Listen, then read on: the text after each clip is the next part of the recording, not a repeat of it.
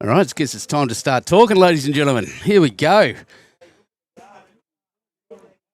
We have the final of the Grade 3 Nepean Highlanders Pennant season.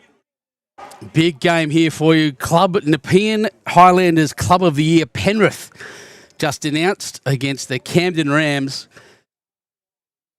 Penrith with a couple of changes to their team for the regular season, which is very interesting for what's going on. In fact, we've got a few Panawitzes playing today, believe it or not. So Matthew Panawitz from this morning, who we saw, is playing across the way, a couple of rinks over. I'll just get Bowls Link up and the results portal and make sure that I'm telling you all the right news. Get all the listed players.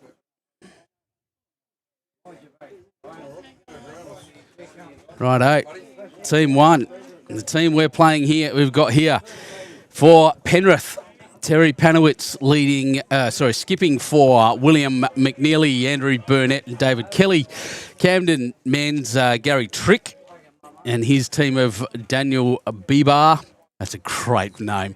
Stephen Cohen and Patrick Phibbs. On the rink next door to that, we have Matthew Panawitz again, Greg Felton, Rod Pittaway, Ross Campbell. Ron Pittaway and Ross Campbell. And the Camden men's Michael Pinkerton, Edward Clarkson, Stephen Laker and Matty Jones. And on the far rink, Craig Fox, Anthony Viney, Peter Panawitz, another Panawitz. There's three of them out there at the moment. And Tony Quinn against... Oh, that's the live stream, is it? So they've moved it. Right, I'll be able to turn you up. So I have a guest commentator as soon as his microphone starts working. We'll have to get that microphone in front of your face. That might be it. That might be why. Take it around the bottom. Yep, take it that way. There we go. There you go, mate. Yeah, good, mate. How are you? Very good. Introduce yourself to the world. Jason Flood from Penrith, bowl secretary and player at Penrith. And the champion bloke that got me out to do your five-a-side, which I absolutely loved. That was one of my favourite things I did this year. Oh, mate, you did a great job, and we'll be doing it again this year. So. Last year was yeah, last it year, was wasn't it? last September to November. But that's it. Yeah, we had the five-a-side on Thursday night, and it ran for about 9 or 10 weeks. And, mate, we've just started building it for next year, or for this year, sorry. It'll run in September again, and just about to send expression of interest out to the clubs. And obviously the eight clubs that were involved last year will be invited back, but we're hoping to get 12 teams this year, so bigger and better. So we've got Turton versus Fox, you said here. Yep, that's right. And the middle rink is still Matthew Panawitz. Can we see out there? Yeah, middle rink's Matty Panawitz, and then the far rink is Terry Panawitz's rink. Terry Panawitz on the far rink. So change these over. Just quickly fix my scoreboard up before I hit the play button. Very good. So, yeah, exciting for Penrith, mate. You've had 3 teams this morning in the finals. Yeah, mate. Yeah, we've had an amazing season. We had 7 teams this year in the pennants, and we're grade 2s, and we played in that combined grade 1 and 2 comp. We won the flag in the 2s. Wow. We actually finished first on that table, so yeah, above all the 1s teams as well. And cop that. And then the 3s are in. Yeah, absolutely, it was great. But I mean, great bunch, great competition. Yeah. All the teams were super. Congratulations to Campbelltown for winning the 1s. It's a bit of a confusing situation with the 1s and 2s. So Campbelltown and Austral were in the 1s because they've won the 2s the last 2 years, and then next year we'll go to the 1s. So we'll have 3 1s teams next year. And then in the 3s here today, we came first and first or equal first, I think, in this, and we played Camden, who are also equal first. We had a 5s, and obviously they won their section and played in the final this morning and won the flag. And we had 2 6s, and one team finished first in their section and won the flag this morning, and the other 6s, they didn't make it, but they had a pretty good year. And both our 7s teams, the 2 7s teams, both won their sections and played off the year this weekend.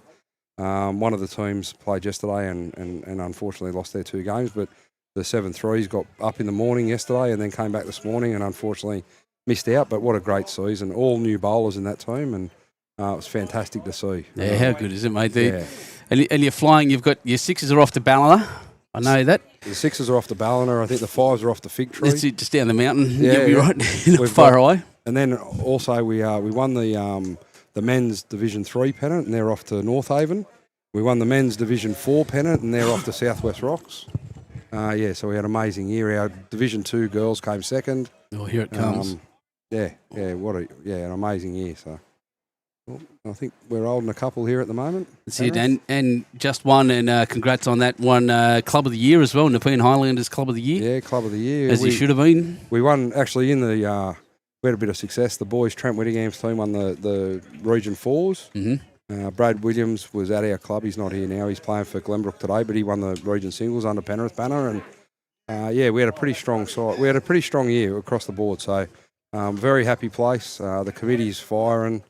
We've got Trent over there. He'd be watching now on the live stream back at the club. He has been, yeah. He has to work today. Julie's rostered him on to work, but that's all right. He's the supervisor at the club. Yeah, thanks, Julie. No, that's Was okay. She was here earlier. I thought I saw her. Yeah, Julie was here earlier. She came down, and but yeah, Trent's working, actually. so he's got this on at the big screen at the club, and Good. anyone that couldn't make it down here today, they're at the club. So yeah, Is great. A great club and take it from me, really good food there too. Go and eat that meat platter. Good Lord. The mixed grill. Yeah, you didn't mind the mixed grill, did you? There was so much food. Well worth it. But a pretty similar start in this game as what we had this morning, mate. A bit short. So we did just get a really light shower of rain. I don't think it will have affected it much. But No. 38 mil of rain this week, 5 mil overnight.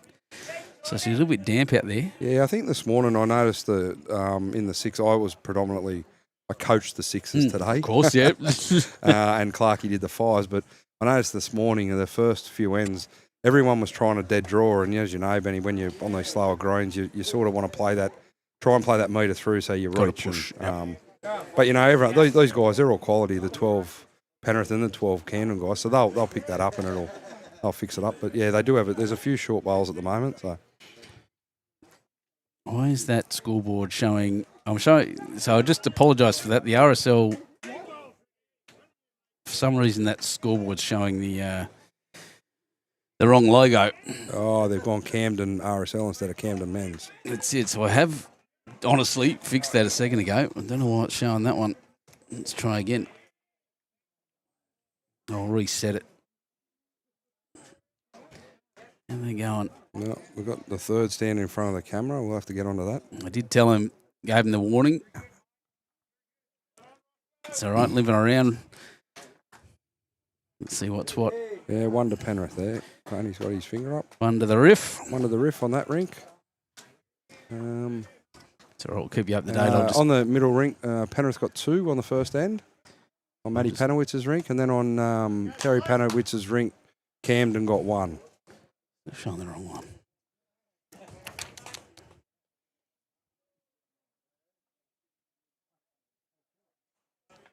Get the feeling.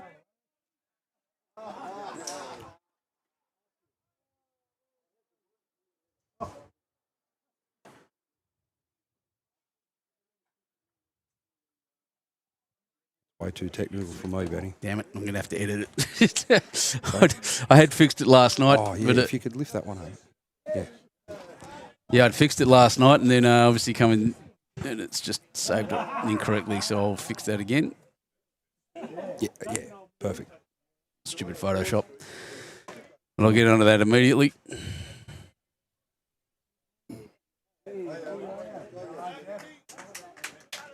Yeah, it's a good start there by Tony Quinn.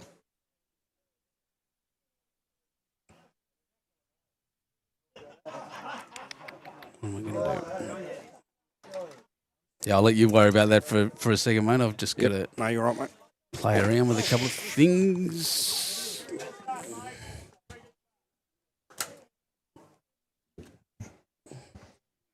Tall chair, Jace. Yeah, I don't know. Well, I'm not the tallest bloke, so this might make me look a bit bigger. But yeah, mate, it's all good. Thank you. Thanks, mate. What a champion, what a legend. Aussie, no, the Grade 4 not live streamed. I think we had a bit of a typo in the title. So apologies for that. We will keep you up to date with what's going on. But the threes were on rink 6. All right.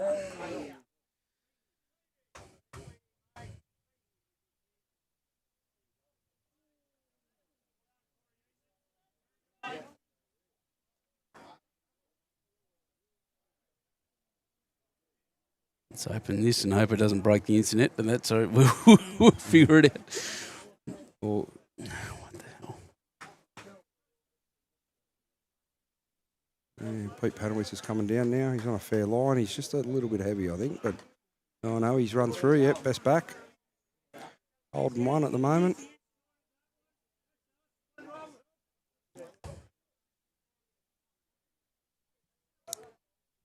Yeah, well, they've done what you were saying, Jace. A bit of finesse on a heavier track isn't going to work. These guys have pushed their bowls through and have correcting well and will get closer and closer as you go along. Grade 3s will be a pretty high standard bowls. Oh yeah, yep. Especially these two teams who've both got massive reputations. Yeah, well, this Camden team, they won the 4s last year, Benny. This time last year, they won the 4s here. They went up to 3s. We had the same boys that played in our team. They were in the 4s last year, but we applied to Bowls New South Wales to have a 3s because we'd attracted obviously Trent and Phil Clark and Jeff Smith to the club to come and play in our 2s. So we thought we'd strengthen the 3s to be a bit stronger, and they've certainly proved that. They've been fairly dominant all year. So. Well, you're right, and here they are. And these finals don't come easy, no matter what grade you're in. Actually, funny, I was saying the other day, I reckon it's harder to win a 6s and 7s than it is a higher grade. You're playing off at all different sections, and there's so many of them at times. That's a great bowl, Tony Viney. Beautiful shot. Yeah, there's often so many. That's the other fun thing is. The wrong thing.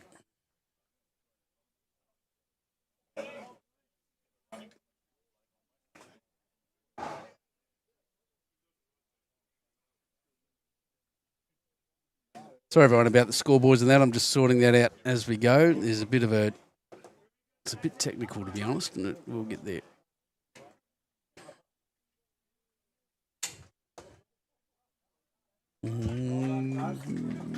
It's not what I wanted. Close enough.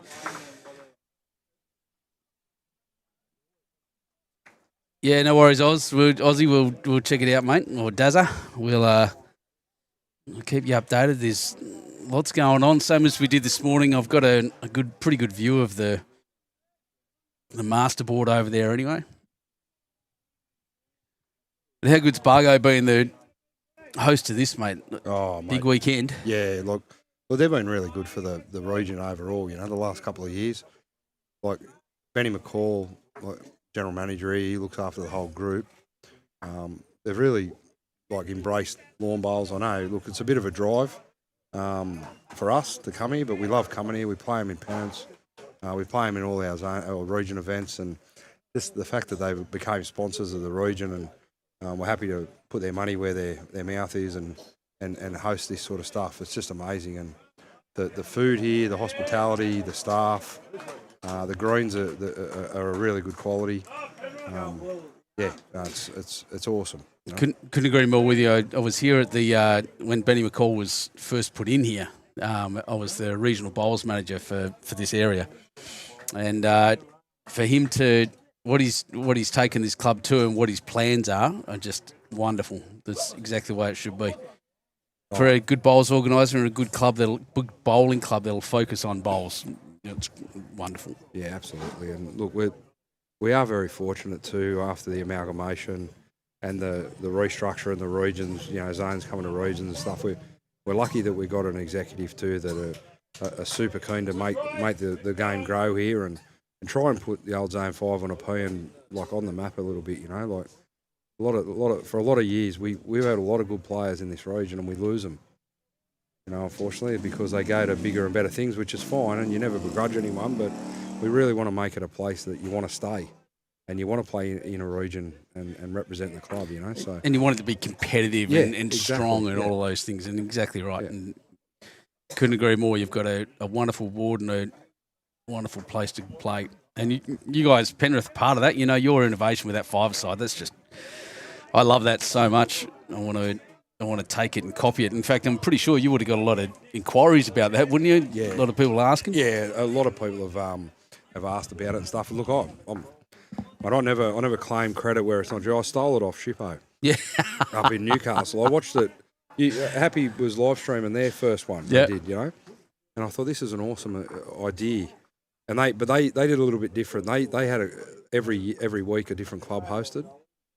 Yep. But I just thought if we can bring it to Penrith on a Thursday night, 40 bowlers plus spectators, it's got to be good for the club. It's got to be good for the game, you know. And the amount of our members that just were amazed at the quality of bowls. You know, I mean, we had, you know, like, not to embarrass anyone, Jared Beath came from St John's, like ex-Australian player. We had ex-New South Wales players turning up. It was just, it was amazing, you know. And you know, like the boys from Austral that have gone on to bigger and better things at Wenny and Platinum, you know, like, it was amazing standard of bowls. So I'll tell you now, I watched so much of it. I was there every second week, and I just had an absolute blast. So what we were watching and the amount of fun that was being had, but also that really strong competitiveness at the same time, just made it for me. I was absolutely in awe of the thing. I loved it.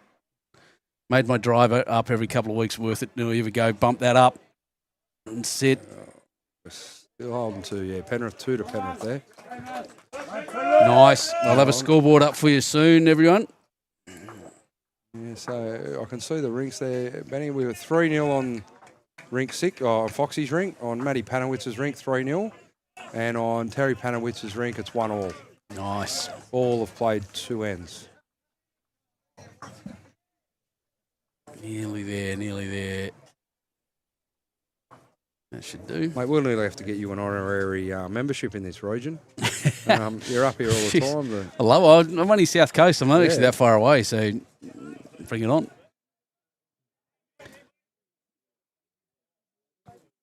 I'll keep coming back and keep looking after me like this region does, then definitely. All right, so that should be that for that. If I hit that play button. I'll tell you one thing. I'll wrap. You weren't here yesterday, but I'm happy he was here, and I did a little bit of commentating with him. I've got to wrap these skips straight away. You've only had to probably tell them at the start of the game to stay out of the way of the camera, and they're doing a sterling job. Thanks, lads. Yes, exactly right. Yesterday, in the afternoon, a couple of the 7 skips. So, I think Tanya told one skipper from Penrith 9 times in the first 3 ends to get out of the way. So it's pretty funny. But in saying that, in his defence, he probably had never played on a live stream before. So, oh no, like I said, I say this all the time. Noisy buggers. No, I'm going to tell anyone off for standing in. No one's going to be used to it. What was that 1-1 after 2 on the far one? Beautiful.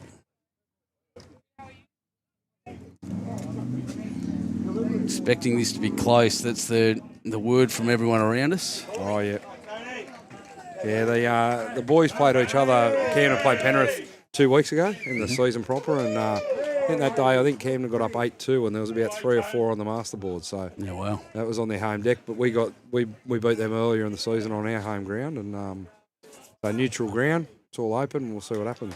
Exactly right. They see the leads there, just dropping their first ones short. The next 2 pretty close to the jack. We're still getting used to this track, this green.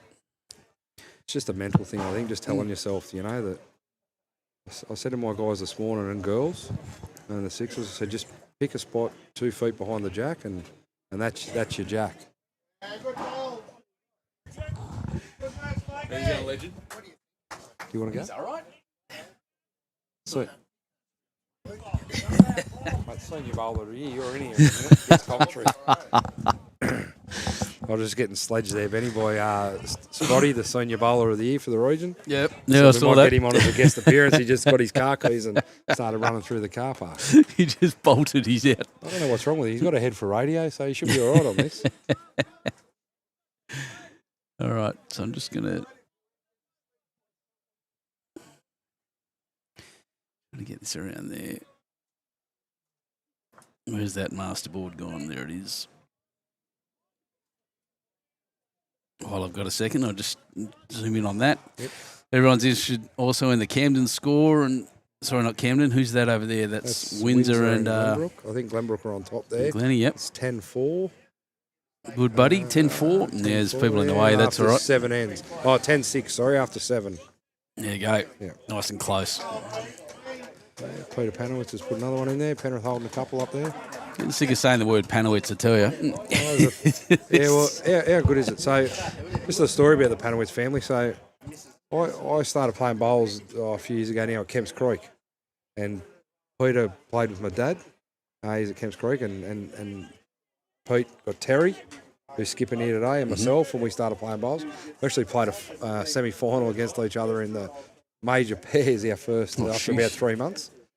And then I come across Matty at Wallachia.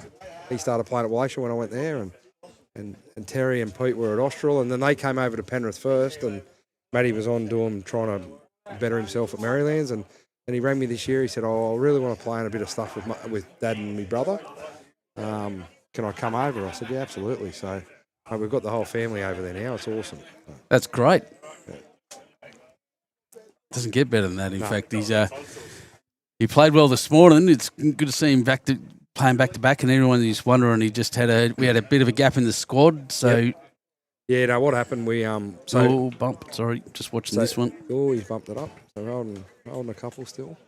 Now, what happened with ours? So we sort of weren't real sharp at Penrith when the threes came out. We weren't aware there was going to be a grand final in the threes this year. So the boys had the draw, and 3 of our players are from the same rink, incidentally, all booked separate overseas holidays after round 10. So, and they didn't realise that there was a final. So they came to me after round 6 and said, "Oh, by the way, we won't be here for the grand final." So I tried with Bowls New South Wales to get 2 players regraded, but unfortunately I hadn't followed the rules earlier in the year, and that was declined. So the other choice was because we had 6s and 7s and 5s in the finals, like we couldn't really give anyone else a go. Everyone was busy playing bowls. So, yeah, exactly. So we decided to bring the 3 boys up. Ronnie Pittaway, Greg Felton and Matty Panowitz came up. So just the way the rules are with Bowls New South Wales, you can play a lower grade in the same round as long as you play the lower grade first. So they played this morning and they're backing up. So, and to be honest, they've played so well all year, they deserve that spot, you know. So. Oh, look, and then 2 games this, and he's skipping both grades too. Is Matty? Yeah. Well, we thought we'd, rather than rip the other 2 rinks apart, we just leave that rink as the makeshift rink and leave the other 2 rinks as they've been all year. You know, I think that's the decision we made as selectors. Oh, it makes sense. Don't tear your teams apart. I'll let you know at 4:30 if that was the right decision. But everybody, and if I call your lucky number, please make your way to reception. So Ash Wilson here saying great comments, Floody. Good to have you on board. Yeah, well, Ash was he was our skip in that rink. Really? He's watching from Georgia. From Belize. Good on you, mate. Yeah, he's pretty excited yesterday. He found a 2.5 litre beer for $8. You beauty. Yeah. I've got Gary Adnam ringing me. He's about 5 metres from me. I don't know why he's ringing me. And I've got Phil Hughes over in. He was our 3rd on that rink. He's over in New Zealand at the moment, celebrating his mum's 90th birthday. That'll do. And I've got Brad Walls, who was the 2nd on the rink. He's in China. 322, make your way to reception. Thank you. So that's a brilliant shot by Turdo. Yeah, by Turdo. He's just rolled his own bowl up and got the shot. Yep. Similar kind of shot, similar gap there on that side, I think, for Foxy. Yeah, I think Tony Viney's just called Foxy just under Tony Quinn's front bowl, and if he can get the edge of the yellow.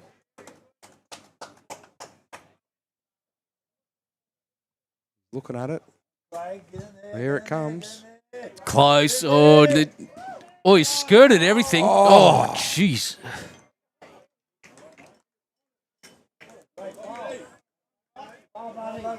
That was amazing. There's a similar kind of shot on for Turts. He can get around there he touch his own is not bad. There's bowls to rest on and in. There's very little danger for him.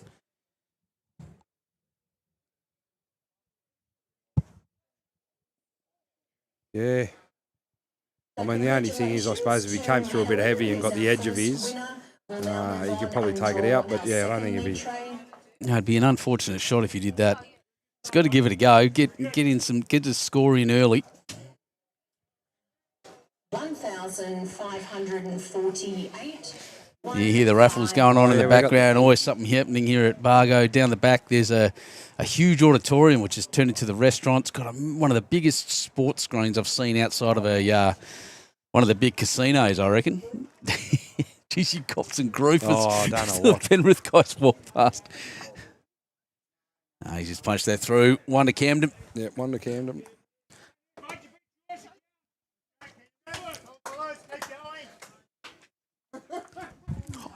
How are you? A bit of a score up. Let's say Going back out to Cow in a couple of weeks. just a bit of a score up, mate. Benny, we got so Foxy's up 3-1 after 3. Matty Panowitz is 7-0 after 3.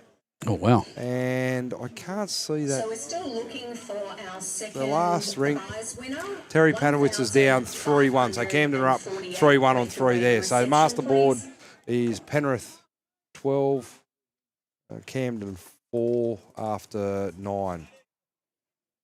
So I'm just going to confirm with you. Who's on this rink? It's not Foxy's not on this rink. Foxy's on rink. Yeah, sorry. on the TV rink. Yep. Pinkerton, Matthew Panowitz and Michael Pinkerton, Terry Panowitz and Gary Trick. Yes. Right, yep. Gotcha. And I think my scoreboard's correct. I'll get the right camera and be much better. 12-4. No, I'm not correct. Yeah, no, so we've got 3-1 to Penrith, 7-0 to Penrith on Matty Panowitz, and 3-1 to Tricky, Gary Trick from Camden. So 9 ends should be 12-4. Oh, because Foxy's 3-1, mate. Yep, you got that. Yep, 3-1. 7. Now, I don't know why they've got 12 up on the board. Yeah, that's when I went to school, that was 11, but yeah. there might be something missing there. Oh, there's sometimes the scoreboards get a bit like that. There we go. Look at this touch and run. That's a beautiful Great shot. goal there. Corey Eason. 612. If I've called your number, make your way to reception. Thank you. Gary the Bulldog here giving you a bit of love too, mate. Credit to your club, Jace, for what you've done this year. Cheers, Gary. Oh, very good. Who's Gary the Bulldog? Gary the Bulldog. I'm not sure because YouTube gives us usernames rather than that. Yeah, okay, yeah. No. Oh, look, and it's a massive team effort at Penrith. I mean, the people that jump on the microphone, people say thank you and all that sort of stuff, but behind the scenes, the work that the committee do, you know, like Trent's been there nearly 12 months. Yep. Hard worker, Trent. He's embraced the role. Like he works behind the bar, but doing the coordinating. You know, Terry Simmons, been our president for over 20 years.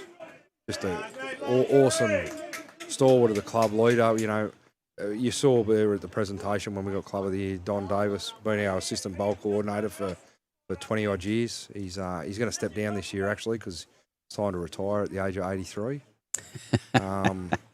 Yep. You know, Elena Day, like Elena's on the committee. She does our publicity. So you would have seen, Benny, on our Facebook page, the difference in communication and all that sort of stuff.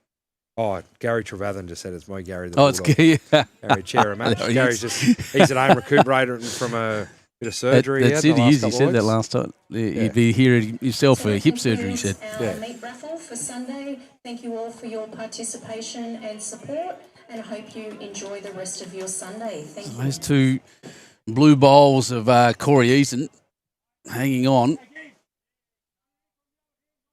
Oh, I tell you what.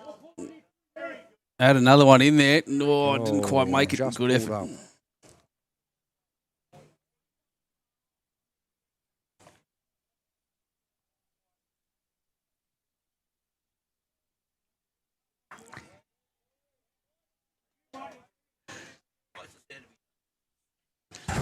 So do I. That's why I do this job.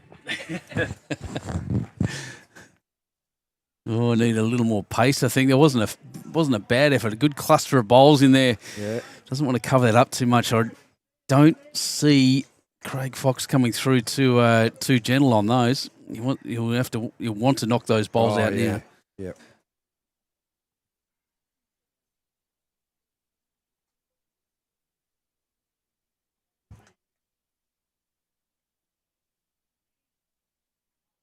Craig Mather's either here saying how glazing you, as the kids say these days. Well, there goes another one. So that's 3 to Camden right now. And, yep, that's the shot. Into that green one. Punch it out. Open it right out. Give the skipper a chance. Give it a crack. Swinging weight. Yeah, that's nice and aggressive. Yeah, You're going to see we the could tell you- finish. We could tell you what's going to happen if Foxy got out of the way. Oh, no, he's just cut under it. Oh, wow. Not as, Yeah, geez, it turned a bit there, didn't It's it? actually not as heavy as I thought it was. I thought he was coming down real strong. That's all right. We go in the middle. There's the scorers and volunteers, as they always are, and I've been asked to show you the Camden mascot, which I'll zoom in on again properly in a second. We'll just watch Ram, this. Camden Ram.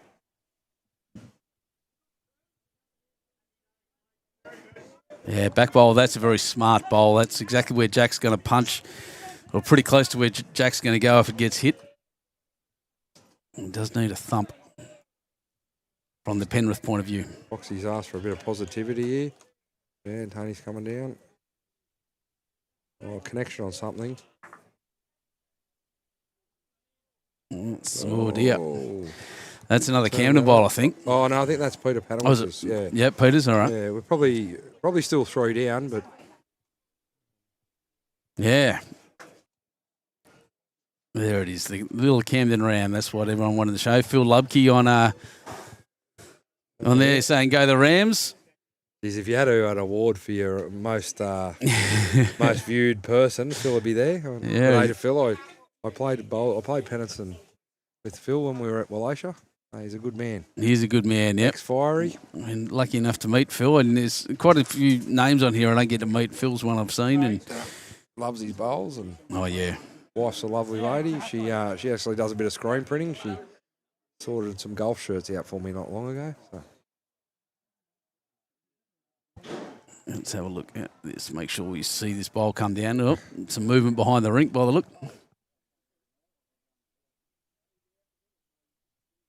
There's a lot of Penrith people here, mate. Oh yeah, we brought 2 buses today. Yeah, I know. Yeah. Like a coach and a couple of 27 seater. Yeah, it's Yeah. unreal.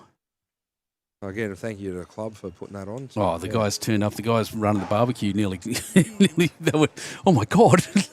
They were terrified. I could hear them behind me.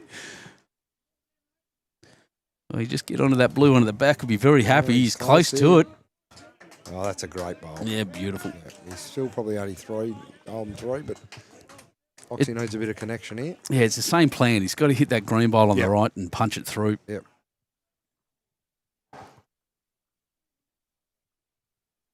Taking his time. The big tall bloke, isn't he? Here we go. This is edge of the yellow was probably as better a result as he could ask for. It's open now though.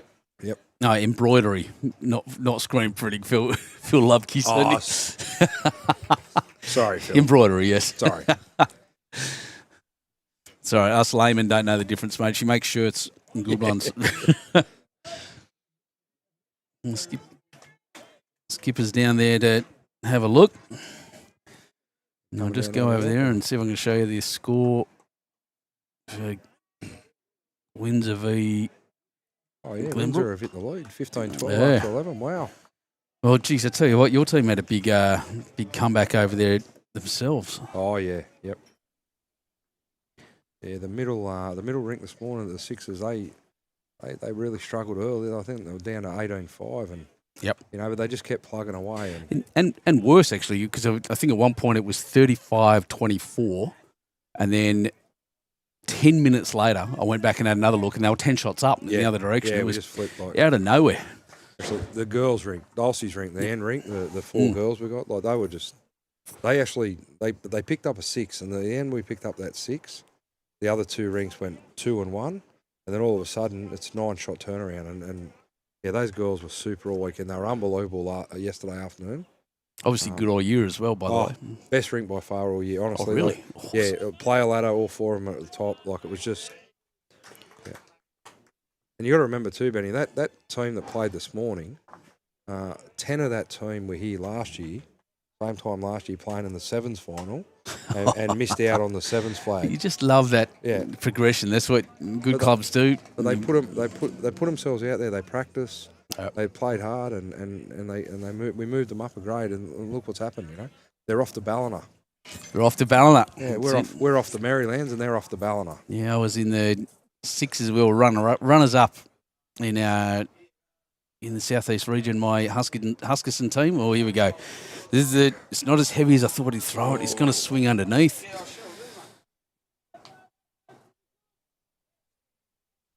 I was expecting full blood bowls, chips flying everywhere, kind of shot, but 3. 3 it was, yeah.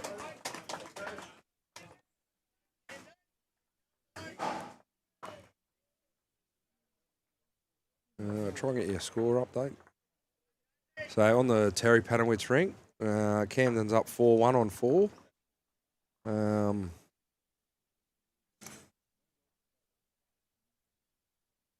Turdo would be leading for Camden 4-3 on Foxy's rink, and I just can't see Matty Panowitz's rink. I'll have a look in a sec. Yeah, so we were runners up, but Eden won our sixes. So Eden's going to Ballina. That's a long trip. That is a long trip. That's about as long as it gets in New South Wales. That's probably the length of New South Wales, isn't it? It is. And Matty Panowitz, he's leading 7-2, mate, on 4. So the master board is actually 11-10 to Penrith on 12 ends. That 12 ends doesn't make sense either. 4-4-3. Oh, they haven't updated. No, Foxy hasn't updated his board. Oh, but it's actually 4-3 to Foxy. To Turdo, sorry. Yep, got it, Turdo. 4. Yep. 1-4 on 4. No, 3-4. Sorry, 4. Yeah, far. Oh, yeah, 1-4 on 4, yep.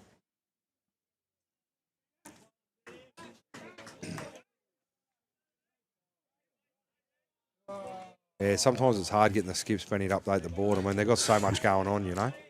They don't have to kick bowls. They don't fill out scorecards. All you ask them to do is fill the board out, do the board. Is it the guy that bowls last? Anyway, Daz is saying, go Windsor. Good on you, mate. And Heidi Finity there. Woohoo, go Rams. Good on you guys. Glad you're all here watching on YouTube Live Sports. A lot of people watching this morning. We love it. Sunday afternoon bowls.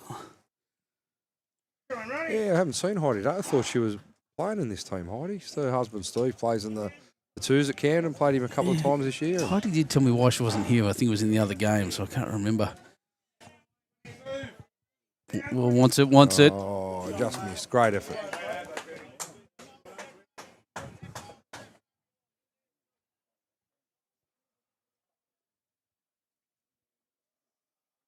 Yeah, I reckon that Falls final is going to be a close one. Just keep an eye out over there. I couldn't pick between them myself. Yeah, I think Windsor, looking at that, that's 18-12 on 14 to Windsor. Over there on the fours. Oh, this one's going to pull in short. Yeah, Windsor's up. Well and truly. Yeah. Oh, early days, though. Oh, yeah. Very early. 63 ends. For those not familiar with the pennant format, 21 ends across 3 rinks.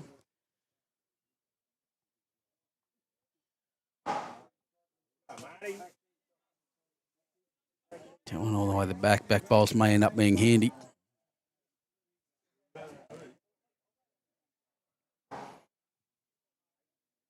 Heidi and Steve are in Bali. That's right. Thanks, Phil. Right. Yep. That's right. Escaping the winter. Hasn't been that cold today, though. No. Last year I was up for this. I was frozen. It was raining.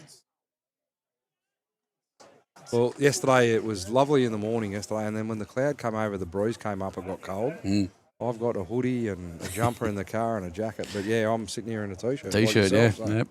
Yeah, Happy was telling me that yesterday. Happy, of course, passing the baton to me today. Yeah, yep. Mate, he's got to work the Savo, he told me, so.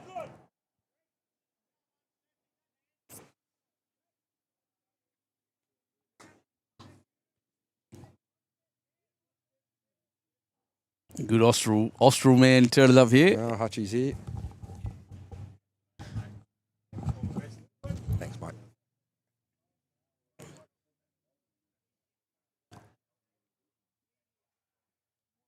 Oh, this looks pretty good if he's got the weight. Track's beautiful. Yeah, it's a very good bowl. Yeah, well done. Skip's happy. It's the most important thing. Happy Skip, happy life, isn't it? Yeah, well. So I tell my team anyway.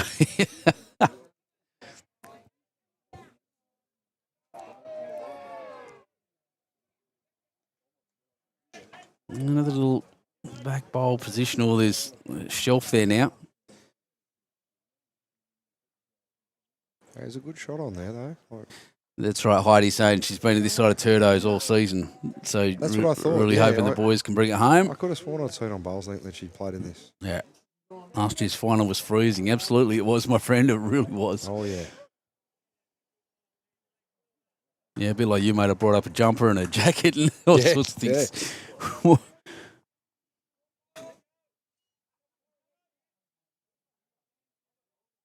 Told off by one lady this morning because I was out of uniform. I'm not wearing odd-coloured shoes today. We're just wearing the boots. When you got your trademark, mate, you know, people want to. Oh, no. They're expecting it. You got to keep the crowd happy. I'm down at Malua Bay this week. You know, last weekend I kept getting told off for having the same coloured thongs. So I dead set. I went out and bought another pair of thongs so I can wear the old ones. But two different coloured boots is getting a bit pricey, I think. Yeah, I wouldn't imagine you'd find too many different coloured boots, would you? Find some Doc Martens or something, but you're talking $300 a pair. But these ones are, sorry, I'm talking about myself a lot. Sorry, come on, Trent Whittingham's, come on, lads. I assume he's talking about the Penrith guys and not shut up talking about yourselves. Stop talking about your shoes, idiot. Oh, no, he hasn't started work yet, so he's allowed to comment. Well, you know, everyone at Penrith watching on the big screen. Yep. I'm enjoying watching your lads and hoping they're bringing it home. I assume it's the same at Camden. I don't know. Have they got internet at Camden? Last time I was there, yeah. Not at the RSL, though. Good club, Camden. Yep. Always look after us when we come and play pennants there and stuff. So, and very, very good greens. Very good greens. Couldn't agree more. By reputation and from what I've seen, I've not played there, but good place. Super bunch of fellas in the twos this year. Like, always have a good time. Well, this is the shot I expected. This will be Jack. Through it goes. Yeah, Foxy dragged it back. One down. Bit stiff there, but. Wait, what? Heidi saying the guy was just in front of the camera and the next rink had Camden Ram tattooed on the back of his head. Right. That's dedication to your club right there. I tell you, I'll be hunting for that shortly. Right? I want to know who that is. He's all the way on the third ring. I'll have a look. Yeah, Danny Bebar, one of the great names in bowls, by the way. Champion fella, Danny. Champion bloke. So Patriots holding one there. Or was that two? No, we're one down. One down. Oh, it is two. That one in front. The Sorry. one in front, yeah. Stickers.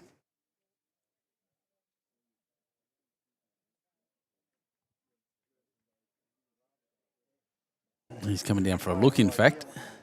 Well, he's already there. Sorry, it's a different player. I don't know. I'm going to just turn this way. Yeah, Lloyd's just wandering down.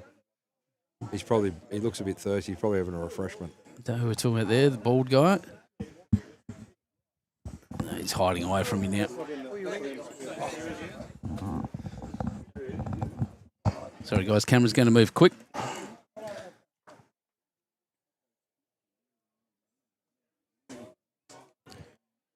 Bebar, that's a good name. Danny Bebar.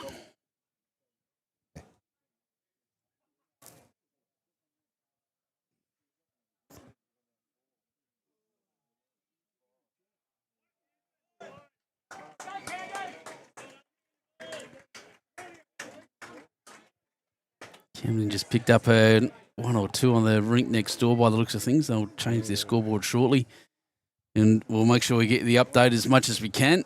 I'll follow this bowl all the way to the jack. He's just running past, I think. Yeah, he's had a good crack, though. There's a fair effort. Not sure what Foxy's going to do. I don't know. That red one that's just in front, or probably a metre in front of Jack, I don't know whose that is. Because there's 4 red bowls on the, Yeah, I know. on the rink. I'll zoom in and look at some stickers. Is that a Penrith? Are they both Penrith stickers?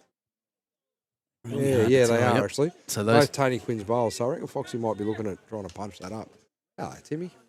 yeah, I think that'd be his best option. There is still that draw shot around the outside, maybe a bit more complex than just cracking into that red one. Only one down. Thanks, Heidi. Yeah. I think I saw him. I'll track him down soon with this camera. I'm interested in the tattoo on the back of the head. It's dedication.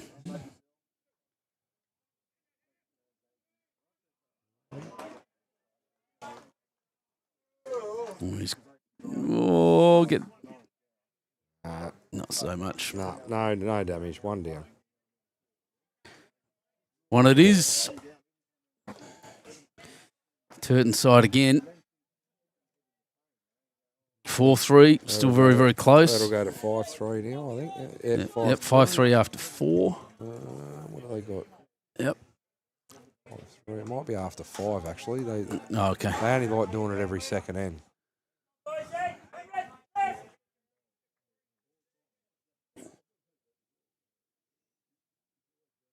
You're right, he's got a 6 on there, but I think he's trying to get stuck get together. Yeah, on 5, yeah. Yep. Oh, yeah, in the middle ring there, Ooh. 7 all on 5. So. That was those cheers that I heard Yeah. a second ago. They picked up a 5, Camden there. And then the other ring, 5-1 on 5 to Camden. So, yeah, Camden would have hit the lead now. 17-11 to Camden on 15. There it is. One of the great Camden men walking past me, Johnny Bugden. Hey, hello, mate. Hey. Ollie, how are you?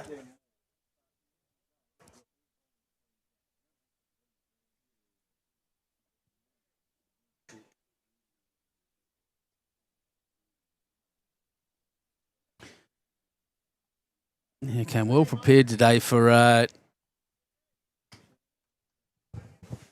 Where is he? He's at that end.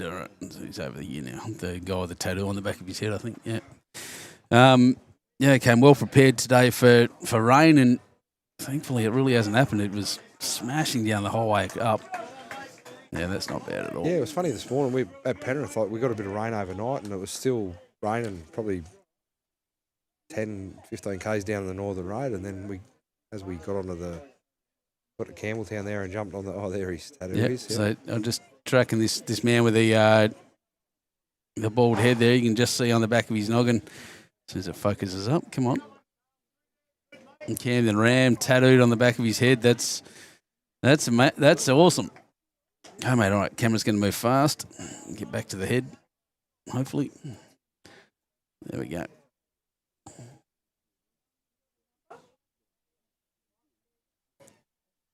How many people with their club tattooed on them? No. It's certainly not the back of my head, back of the head. Pano's just come down in the other ring. He's a good man, Buggo, Phil says. Yeah, don't doubt that at all. He's a very good man, mate. Yep.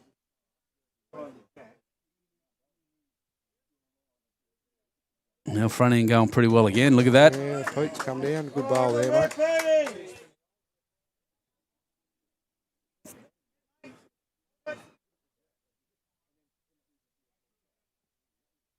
I'm just going to step out for 2 seconds. Yep, no worries, my friend.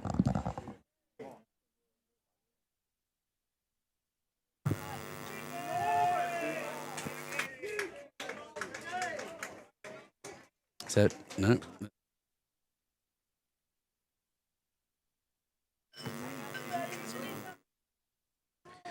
What's going on? I've lost track. Oh, there it is. I'm back. Sorry, the camera was making the microphone making funny noises. I think the microphone's been set. Yep. Right on top of a power supply.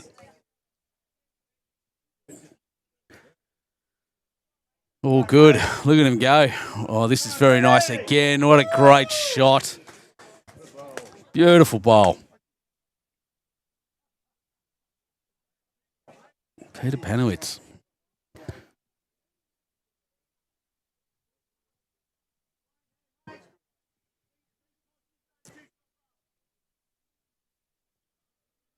Big play positive was the call. Big final here at Bargo Sports, or Bargo, Sports Club. Oh, beautiful. He's done it. He's opened it out. Probably only one down now. Shot's still on that in that direction for Penrith. But, if you're up and around this area, I would recommend you come down. It's a pretty unique place in that Bargo. There isn't much here. This is the club. I think I said this last year. Oh, that's in a very nice home. I think that's where he wanted it. There's not much in Bargo. There's an IGA down the road and a couple of shops. That's about it.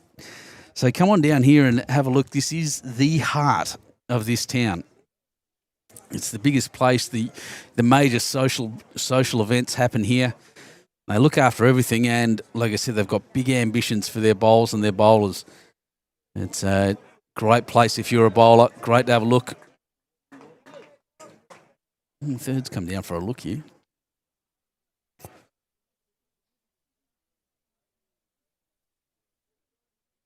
Yeah, come down and have a look. It's a great joint. I know I say that about most of the clubs I go to, but this is genuinely up there amongst the better ones.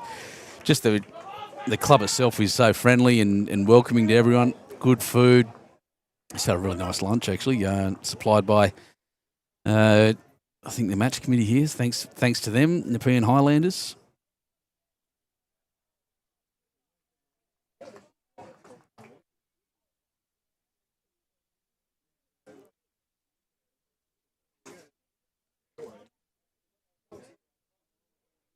And Tanny just walking past from the Nepean Highlanders, the match committee lady, asked me if I'm good. They're coming to check on me every 20 minutes.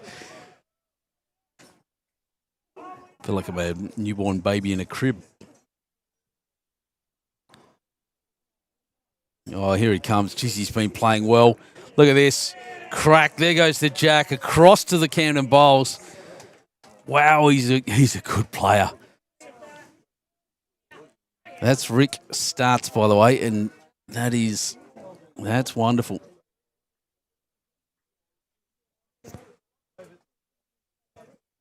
Skipper Foxy just standing right in the middle of the screen there, but once again, that gives Kennard's Hire a bit of a plug. Yes, not quite going to make it, I don't think, but good attempt. Bit of work to do now for the Penrith skipper. Won the first end, but it's been a bit of a trial since then. Chris Hull there saying the greens look beautiful, mate. Absolutely, they do. Look, they've had 38 mils of rain in the back end of this week, so it's been a bit slower than I think they'd like. But geez, he does a good job there, greenkeeper, and his dogs. I say his dogs because I think I was saying before, you turn up here and you get he's got two staffies. One's a white one, one's a beautiful grey one. And the grey one's name is Indy. I can't remember the white one's name, but they're the friendliest things ever, and they follow me around while I'm setting up, and it puts a smile on my face. I love those dogs.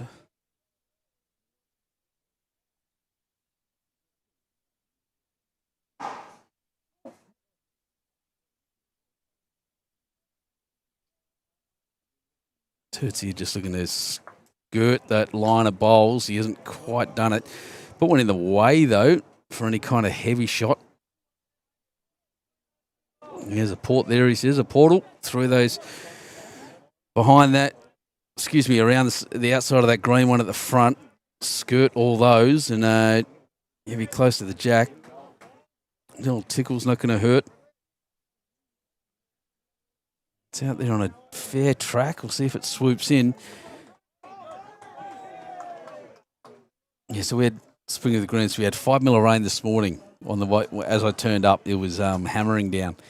5 mil that came very quickly. So this morning was a little slower than it is now. But look for it to slow down again as the afternoon wears on. Once that sun sets, and it will set fairly early. It's the nature of the mountains over to the back of us. It will slow up again.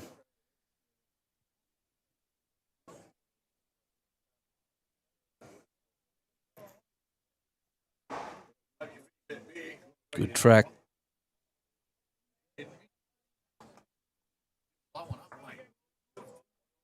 I'm going to see now. It's bumped into the front once again. That is clogged that port up. So the Penrith skipper will come and have a look. I'll just quickly jump across and have a look at that. 25-23, Glenbrook getting up. Oh, no, 23 all, sorry, now after 19. Big over there.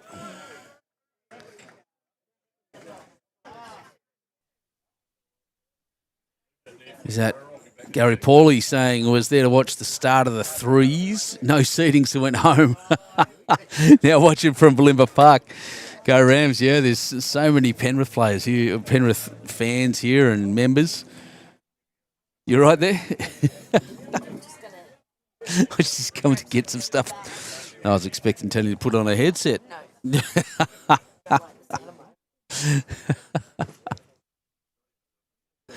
Congrats to RSL this morning. Yeah, they did well in the sevens, did RSL. They'll be off to South Tamworth.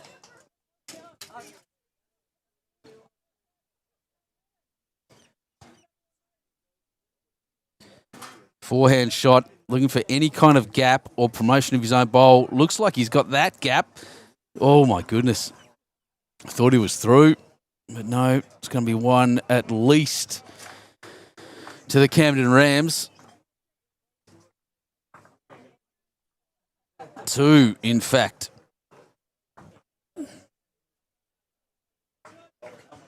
Two to Camden. I'll update all the rest of the scores as this goes around. As I said, bit of an intrigue there. A close game indeed happening over there in the fours. No, yep, so 7. 6 ends.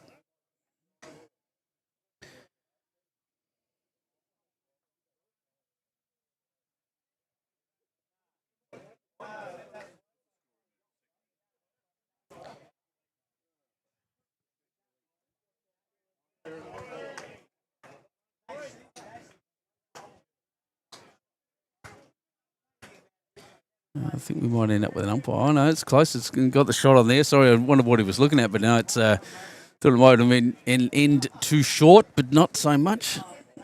They're playing it. Bit of chalk on it. Oh, very close. Good effort. Geez, these leads are going pretty well. I'm enjoying watching them. So 7-3 after 6 on this rink.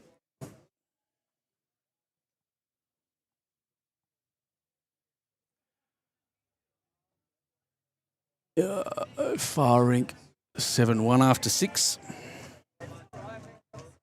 Oh, Corey.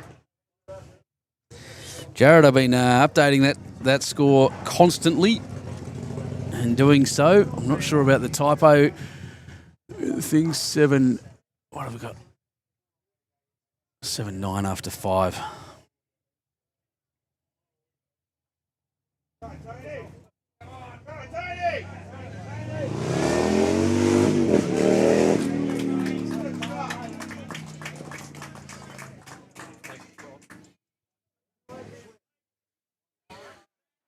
$23.11 after 17-18, so I'm going to end down somewhere. Let's have a look. 6. That one.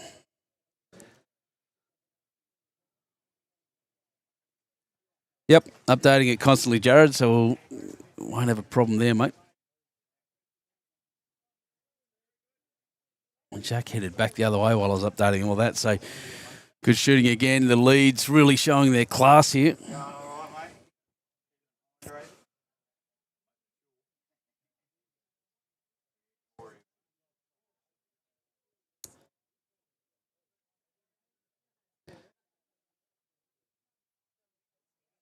You're just pulling in very slightly short.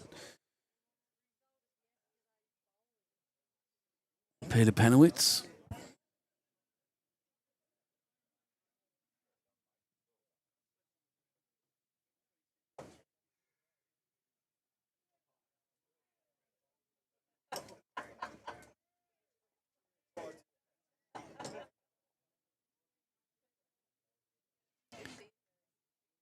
Oh, just skirting past. Very fine effort as well. Carl Sisnell. This is quite a game from the front end. Both clubs, both the ones and twos of both these sides doing very, very well. Just sitting in front, his line is ideal. He's just not chucked it hard enough.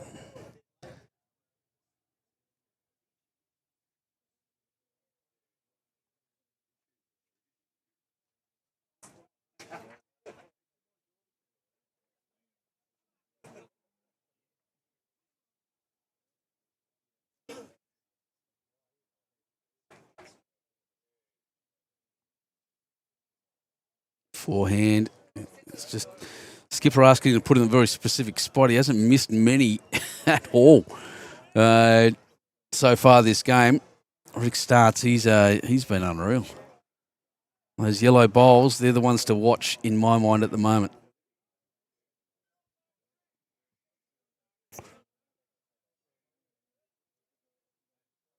Definitely going to have to ask someone to speak to Craig about getting out of the way. Little short. This one might go to the skipper asking for a similar thing from his third. A bit of a launch. I reckon this one's narrow. We'll see what happens. If he misses that front, we're not going to see it. He has hit the front. That's a Penrith bowl that's been brought up.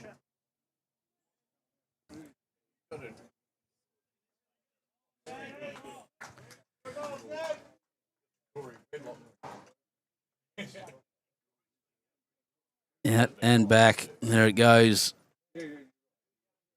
As while we're sitting here, I'll just, while they change over, I may not get a view of it, but we might.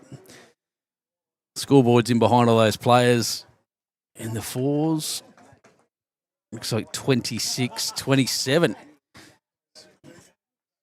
Glenbrook versus Windsor. So Glenbrook down by one shot so far.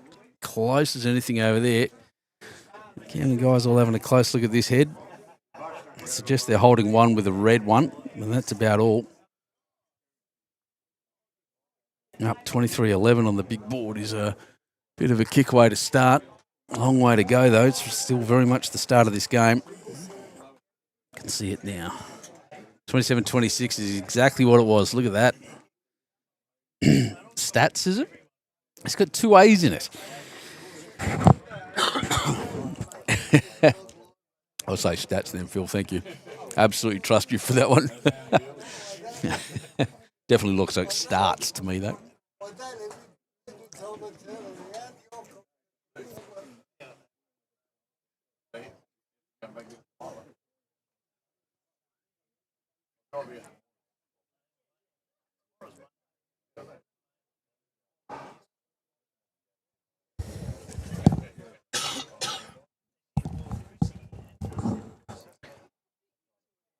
Just looking to draw in there. If he gets on the or nearly, I tell you what, another half foot on that, another 6 inches. We're pretty close to a couple. He's definitely got one. Definitely stats. Thanks, Phil.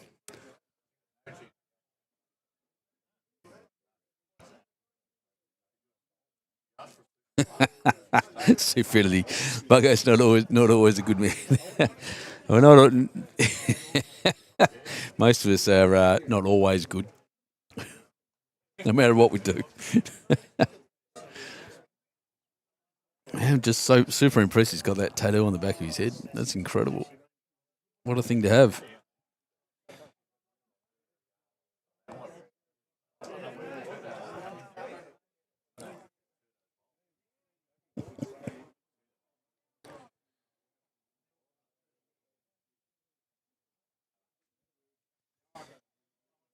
Bruce Turton.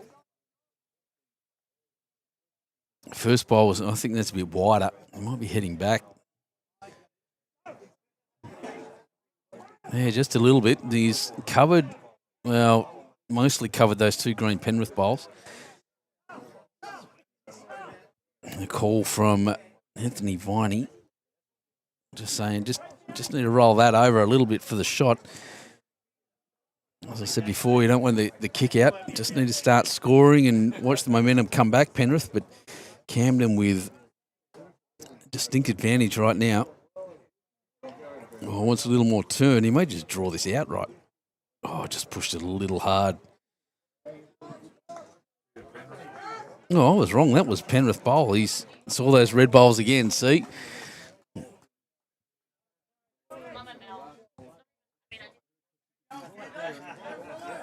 To Penrith, that's good. That's, well, for the close game we want anyway.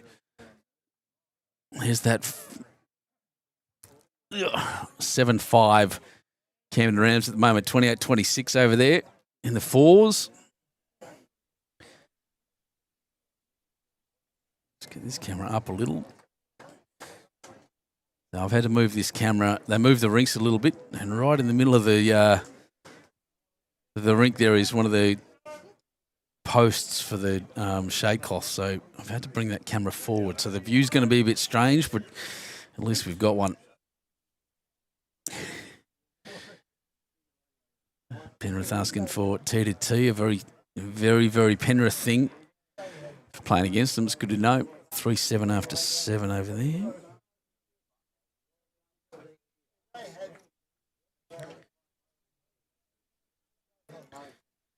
And one scores 9. Let's see if I've got away with this. 23-17 after 21 is exactly right, you beauty. I can do math, even if I can't see it.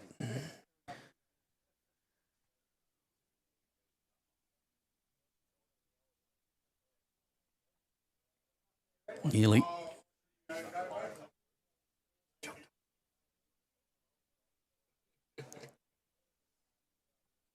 It's interesting sitting here right at the entrance. You can tell you the refreshments are flowing here at Bargo. People are into it. And why wouldn't they be? What on the Sunday afternoon? Got a great place to be. Great shot. Corey Eason.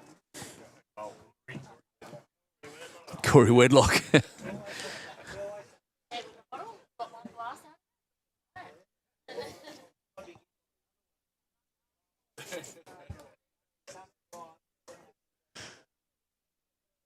Close games all around. That fours is really intriguing at the moment. 2 shots in it on the big board. The interesting part about that can't be right, surely. One rink over there is 4-15. Camden Air. Sorry, who's the grey ones? Glenbrook are down 4-15 on one rink. Go the other rink. Glenbrook are up 19-2. Yeah, well done, Corey. After 8 ends. And in the middle rink, it's 5-9 to... That's crazy. After 8 ends, that's... Another big train going past for those enthusiasts.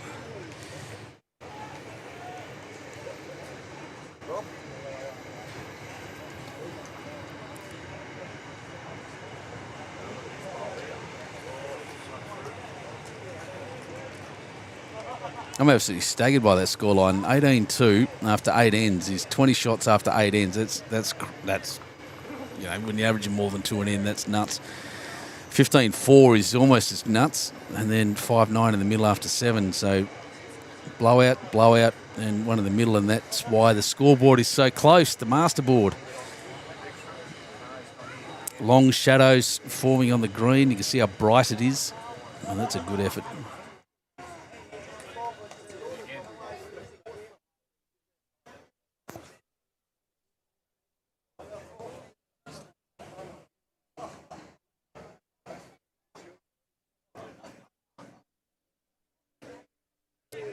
train's gone. I still feel like I can hear it.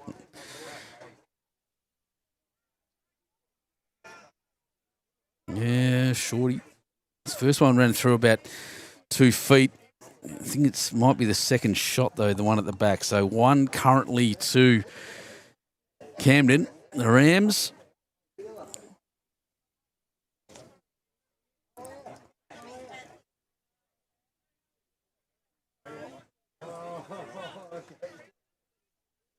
Now one going back. Shots either side still, believe it or not. Both teams.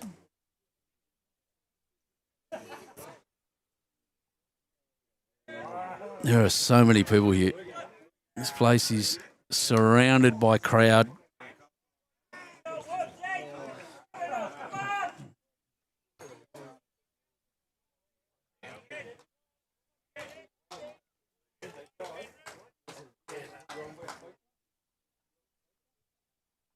Nine all in the middle now after 7. No, it's still there. They haven't changed the board over.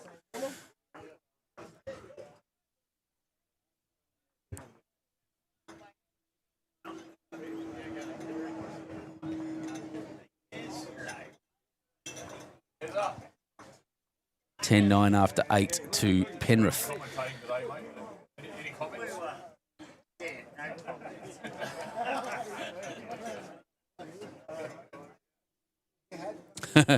Big crowd of them Platinum. Pete McDermott saying, actually, you're not wrong.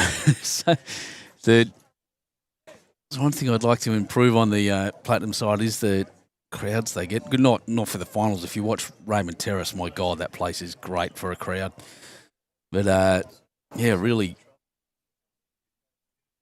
the weekly rounds, I'd like to see a lot more people. 23-18 after 22. No, I'm missing an end somewhere. There it is. Penrith's starting to get a couple of shots in and come back a little. 3 shots in it now after 23 ends. We're a third of the way through.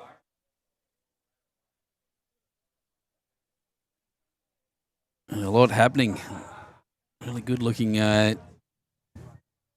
It's really pretty out here at the moment. Traffic noise starting to increase down on the road there, but like I said, Bargo, very interesting place as far as towns go.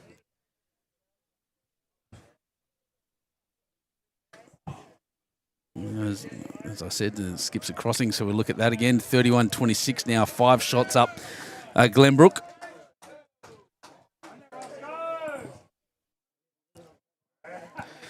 There's the skippers.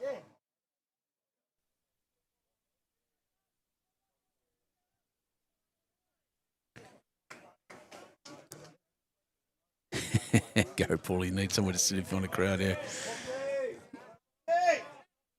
Tell you what, he's not far off here. Oh, just wanted the jack, I think. He's back to his own. It's second shot, 1 to Camden still. That was a very good effort.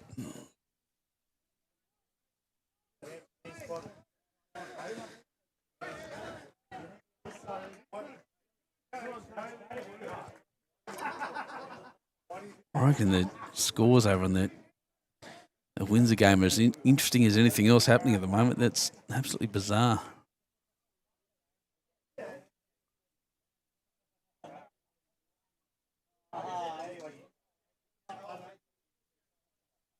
It's not going to make it, but plug that hole.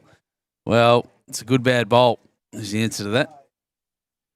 There's no way in. Looks like a slips cordon across the front, and it will catch anything.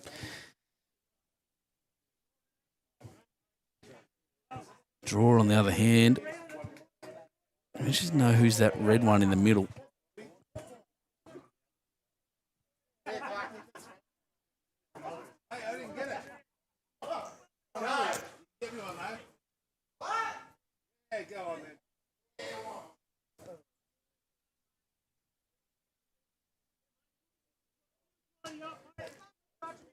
Oh, he's shaking his head already.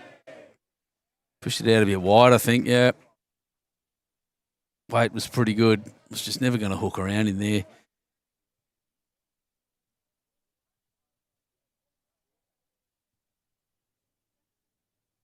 Yep, that's the right call. If he's inside that and knocks his own in a little bit, that blue bowl just in front of the of Rick Stat's foot, and that'll move as well. If not, sitting where that is, where his foot is another counter, and that'll be great. Yeah, fair track.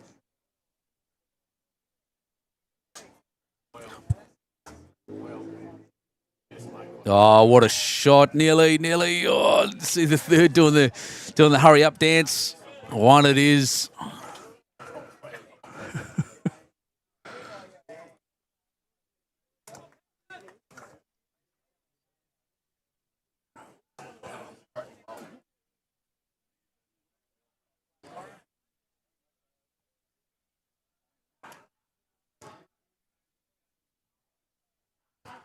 Eight.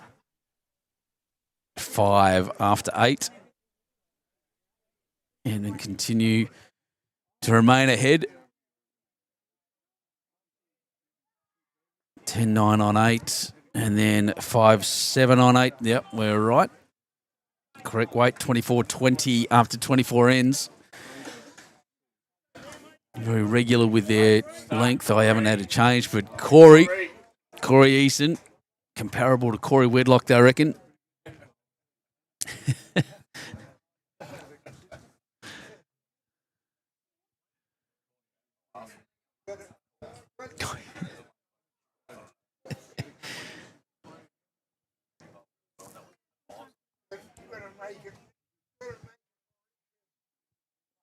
Ooh, and this will pull up just a foot and a half short.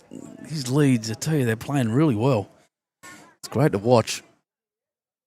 Always have the little subplot in the front, and I've said this before. It's often the team that with the best lead that will win the game. I should start taking statistics on it. Oh, there goes Jack, kicks it across and sits. He's got 2. He didn't quite swallow it, so it has opened it out a little.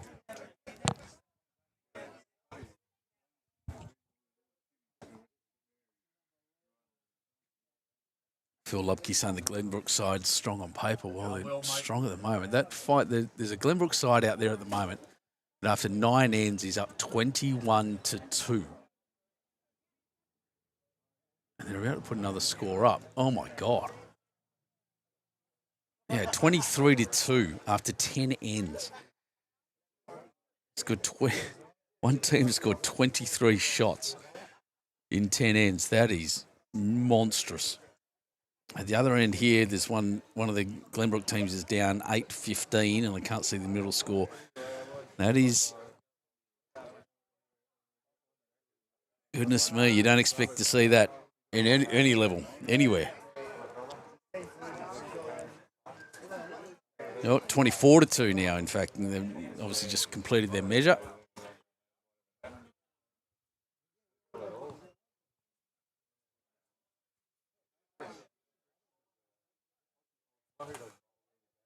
A little bit of a scattered start right up until this bowl came in, and that's the best one.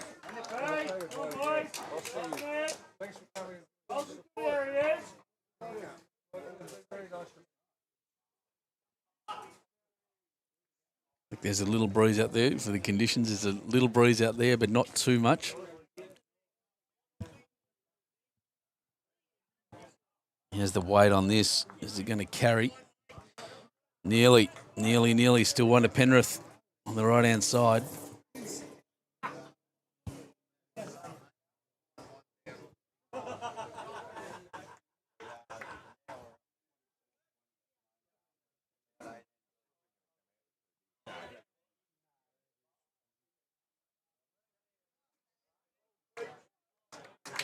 Yeah, Pete, that's good. I love those stats. I'm a stats man myself. I don't take enough of them. I've just got a lot going on. If I can automate some of the stuff I did, I'd have a stats sheet in front of me. But you're not wrong. Usually whoever's holding, well, the lead essentially. Who wins at the lead battle will win. Oh, just back. So 2 to Penrith. We'll continue to play that side. They can rest on them at draw weight, not a problem. Tell you, Windsor on the other in the fours have kicked away 38-26 now, just based on that one rink.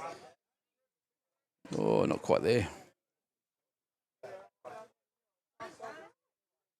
75%, Pete. Thank you for that. Appreciate that very much. I wonder why. You're so good.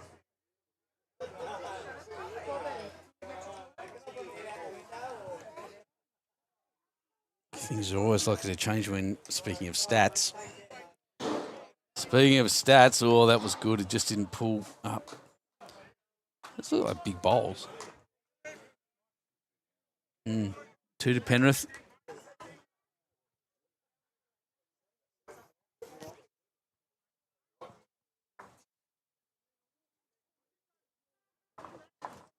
Bump and run.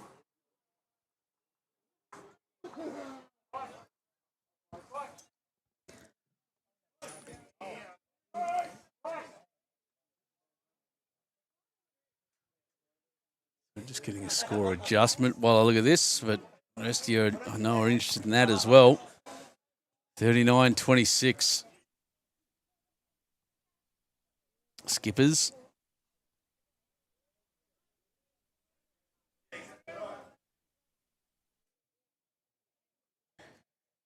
Two to the riff right now.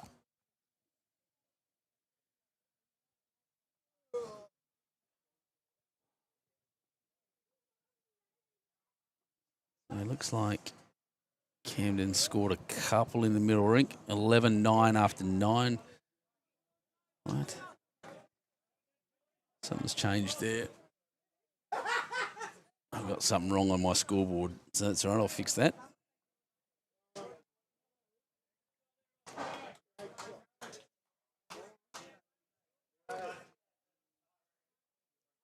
Nine after 9. No, that's right. Good.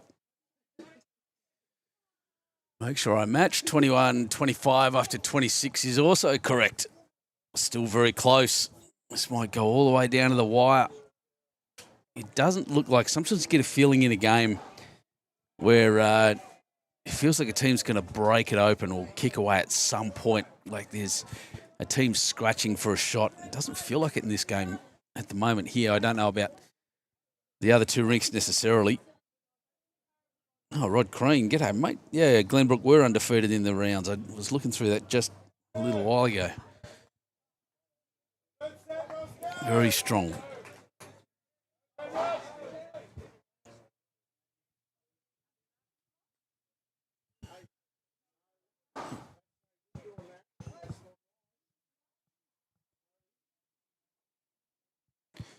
It's going to smack into that green one. Now, I think there's a Penrith bowl coming around that side. There's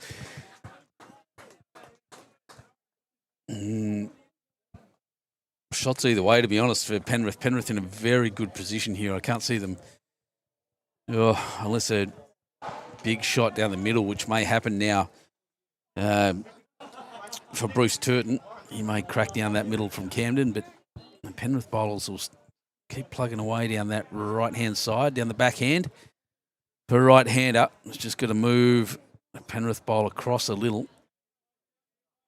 Played decent weight for it by the looks. Inside edge and across. That probably counts. Oh, no, they run out of bowls. Apologies. Measure coming. 1, 2. We'll see if... 3. Oh, geez. Looking at a small handful.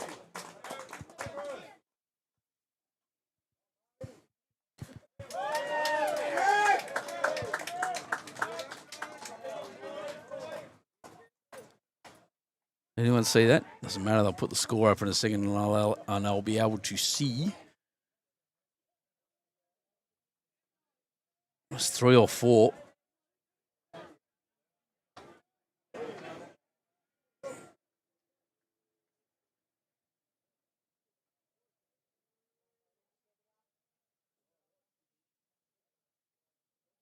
Eight all. So it was 3.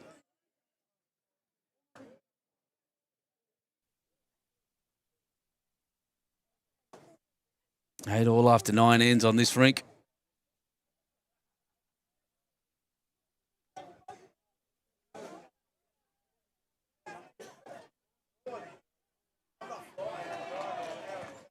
And the Riff go back to longer ends again. 5-8 on 9. My scoreboard is very similar. One shot between them on the masterboard. Now, this rink, as I said this morning, I'll say it again, finals for these competitions, your own score actually doesn't matter in the end. What matters is that big board. What a great shot. What a great start. Tony Quinn.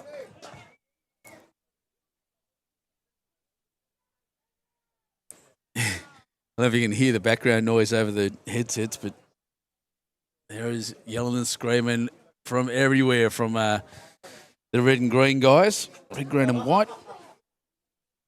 Penrith Patriots.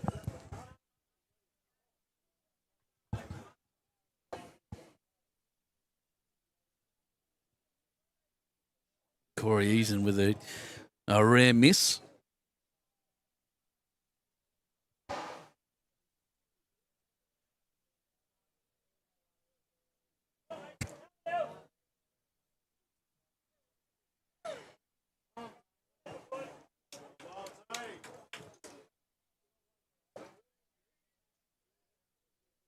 Geez, I wouldn't want to play against that Windsor team. The Glenbrook team at the other end. 25-2 after 11.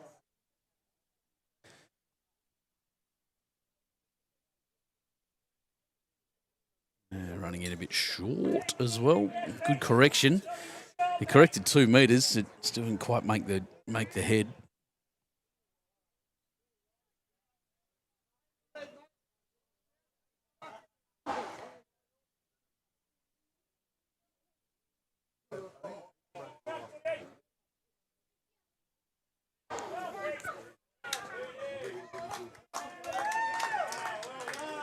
That's a very nice shot as well.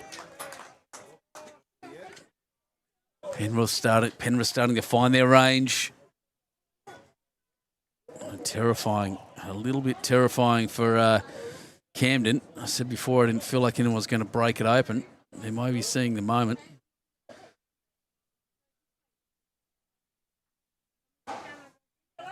Maybe I'm wrong.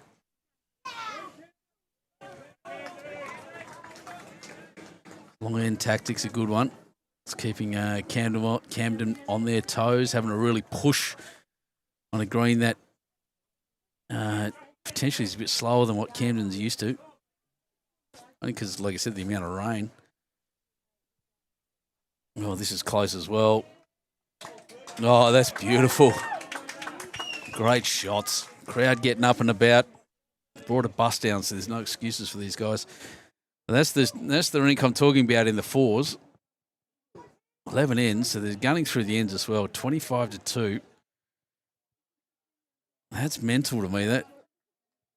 That's a strong side having a good day. And run in short as well. 3 to the Riff at the moment. Oh, potentially 4 even. That one on the left may even count. Just, as I stick my head up. Doesn't look like it on the screen. As it just started feeling a little bit cold just then.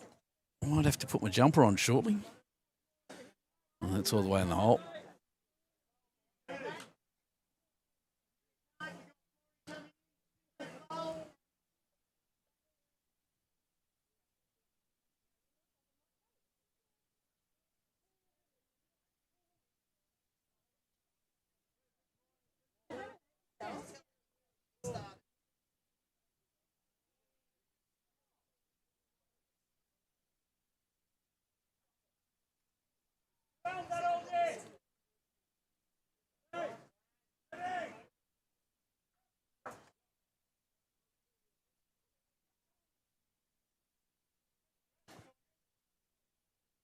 All of the Penrith bowls looking very good. The only ones that have really made their head at the moment. That's also the Penrith bowl, so that definitely counts now. Number 4 and maybe even number 5. Cameras can be a little deceiving with those front bowls. They tend to make them look a bit closer on the fisheye lenses, but we'll see. Definitely a few. Some work here for Camden. In a close game, a big score's going to hurt. 28-24. This rink all tied up. Well, there goes He's pumped one in, so it's definitely 3. 4, still 4.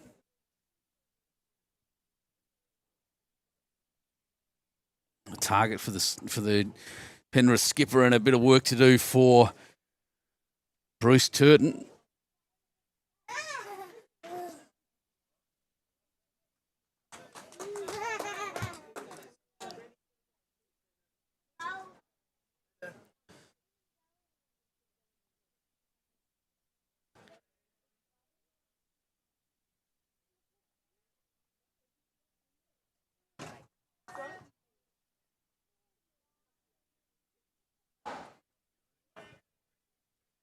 I'm all good, mate. Thank you very much there.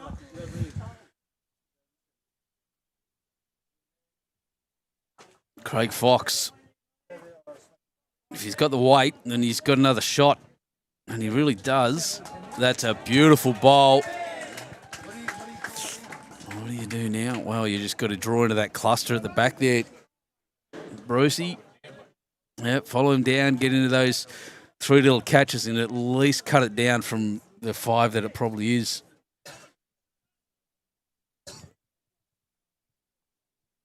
However, he also, well, he's got a shot on the other side too. He can go either way to get to those ones on the draw. Looking through the middle at the heavy shots, probably not on. Not at that length. Even at that length, no matter how hard you throw it, it's going to get a little bit of turn and crack either side. So let's see. Did look forehand. Turning now, wants to not hit anything at the front. Tell you what, he's played this beautifully. There you go. What a shot. 5-1, that's a, wow. It's a 4-shot turnaround just like that. Foxy can afford to play either way, touch that front bowl, move Jack back a little bit for some more shots. But wow, what a shot by the Camden skipper. Big, important bowl.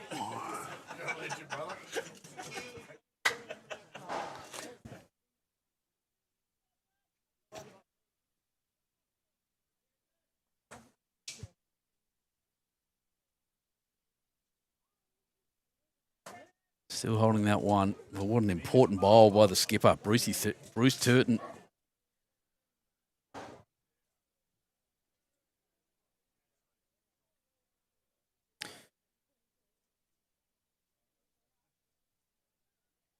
Can't see the middle score. There's a new one up there. But I'll probably get it off there. So 3, I think, to Camden in the middle ring.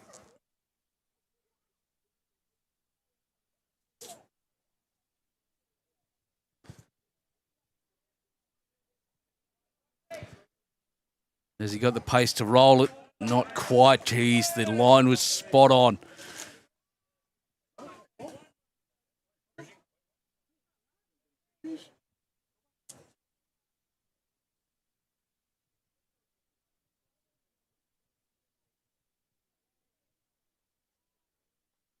Danger there. See what they're calling. He's saying, come down here. This side. If he hits the front bowl, though, he's down 1,000,000.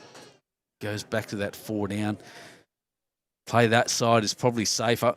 Use those 2 bowls, flop down to get these shot. It's the safest shot. Only 1 down, so you're don't want to take too many risks.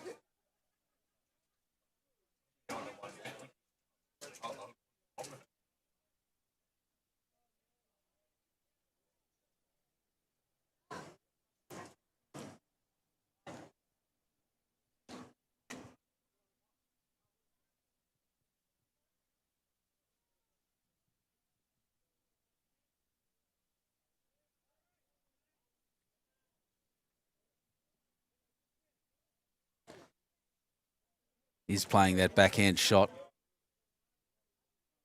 which is the correct direction. Tell you what, he's got the right track. Has it got the weight to reach? Not quite. The track was spectacular. Well, measure for the back ones, but it was definitely that one in the front.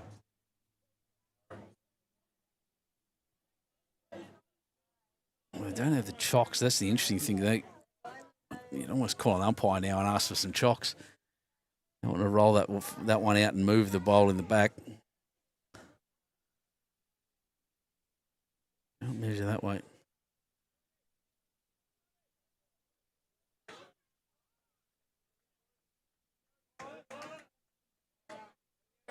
Yep, umpire's called, as he should. Leave him alone. Get off the green, guys.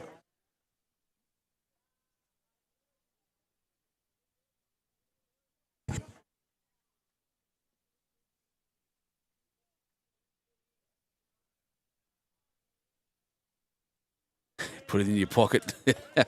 Mark Lewis says, yeah, you still think the shot was on that hand. There was no risk. Don't touch anything. This makes me nervous. Once the umpire's called and the players are still on the rink, get off the rink. You see it at all levels.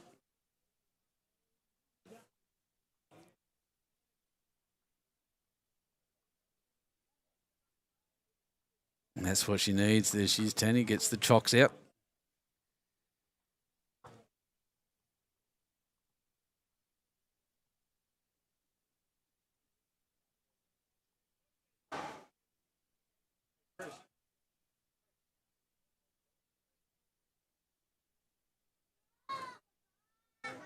And these bits of rope as well. So if you ever done an umpiring course, you'll know exactly what she's doing. Ropes work really well for holding your bowls in position. Just brace it up a little. Get a better view. Ooh, not really. Because I can't control the camera properly.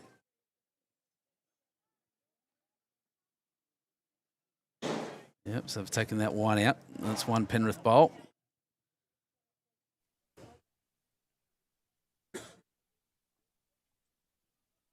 Anyone out there that's not aware, these are calipers. Very fine instrument, so you can dial them in to a very fine distance. Measure between the jack and the bowl. There's a technique for doing it. She's doing it perfectly, in fact. Starts low, raises it up at the highest point, at the closest point, to find the closest point without disturbing the jack. She's done that. One it is, one to Penrith. That bowl from Bruce Turton was a cracker.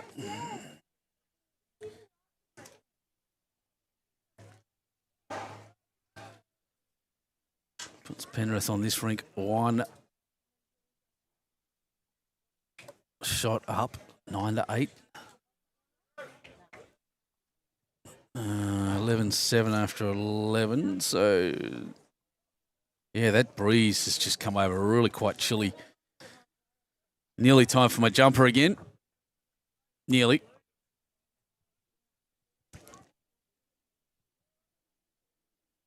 Uh, 11-12 after 10, so close. How does that work? Oh, yep, they got a 3. I think that's right.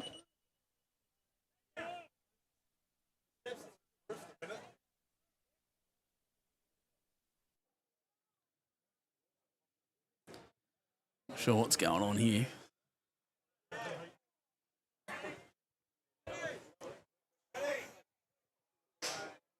You're not 100% sure what they're waiting for. Maybe the lead. Yep. 27-31 or 31-27 after 31 ends. Penrith down by 4 at this point. That rink I was talking about at 25-3 now. So it looks like Glenbrook managed to get themselves Windsor managed to get themselves a score. 40-31. 9 shots between them. Still anyone's game. In the 4s.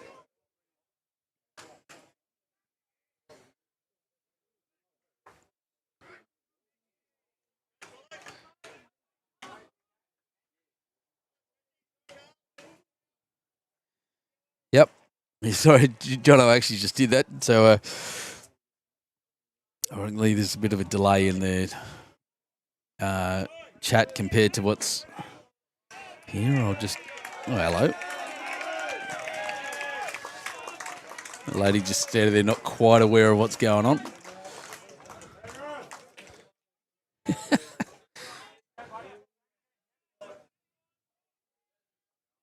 That was interesting. Couldn't see where the jack was, so I couldn't move the camera back. Fairway back, as Penrith like to do.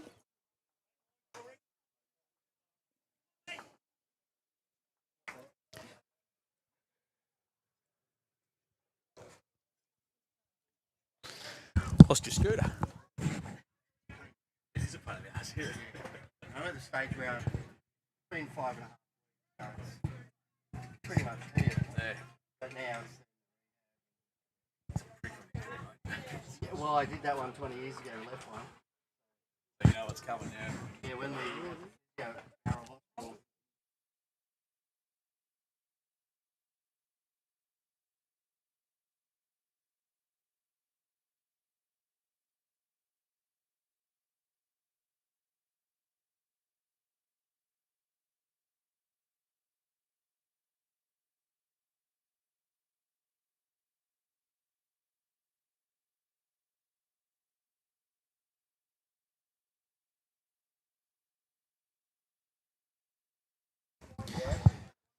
So all these running a bit short.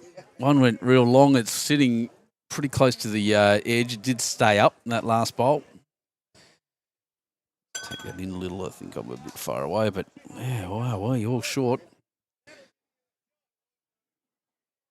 12 all on the rink next door after 11. This is a close game. Neither team giving an inch.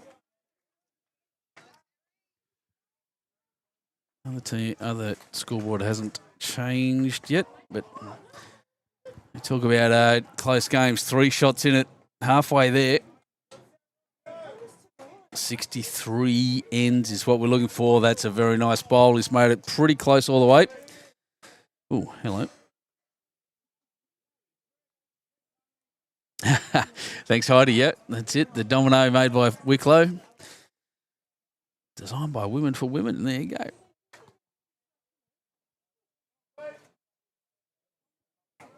Oh, look at this in the reply. Needs to pull up a little.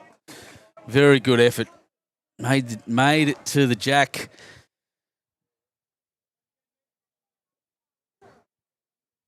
And then dominated by short bowls. That's a big deal.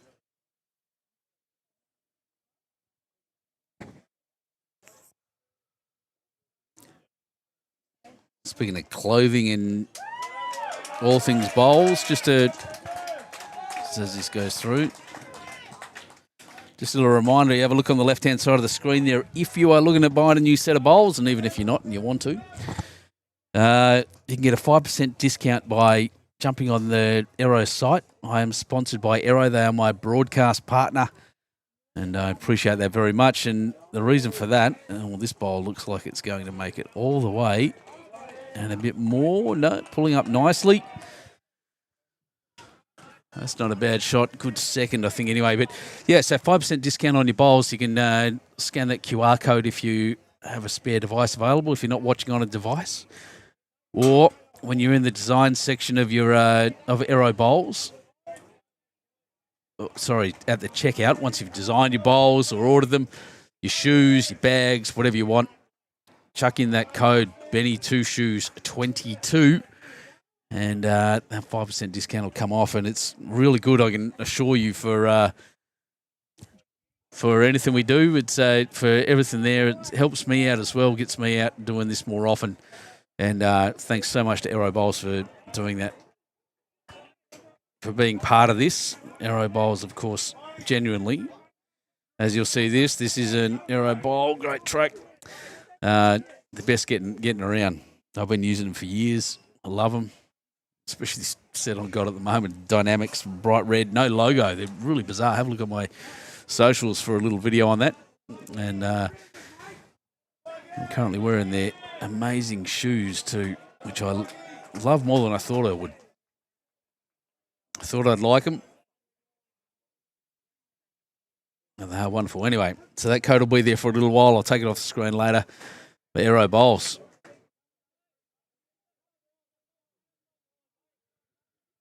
It's a bit of a scattered head here. Just that one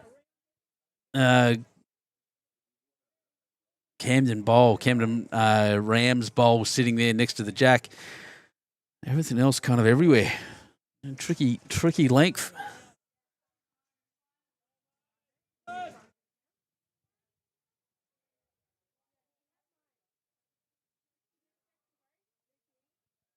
Tricky length. We'll see what comes out of this. Skipper's got, room there. There's a lot of short bowls. Tough draw either hand. Couple to promote there for the Penrith skipper if he wants. Well, he chose the hand I didn't expect, actually. He's got to clear that yellow. Tell you what, get between those two and he'll get a clean run. Oh, just not the weight. Good try.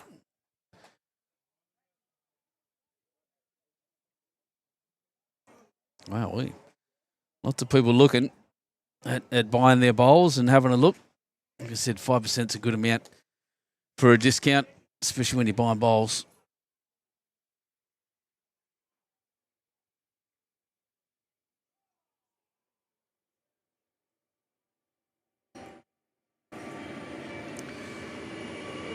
Another big train going through. It's the sound on the you'll be hearing. So this is good as well. It'll clear. Oh, it's not going to clear that front. Has it blocked that hole? Not really. It's still very much there. That's the hole we'll be aiming for. However, just trying to yell at each other over the train.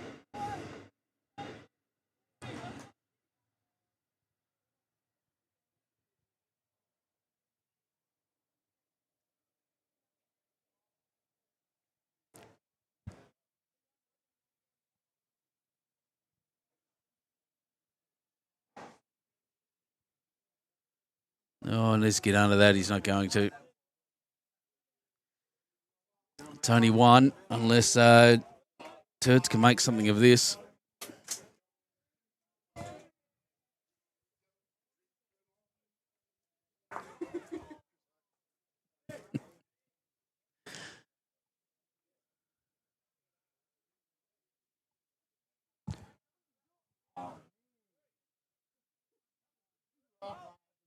Well, this is interesting. This is all about weight now.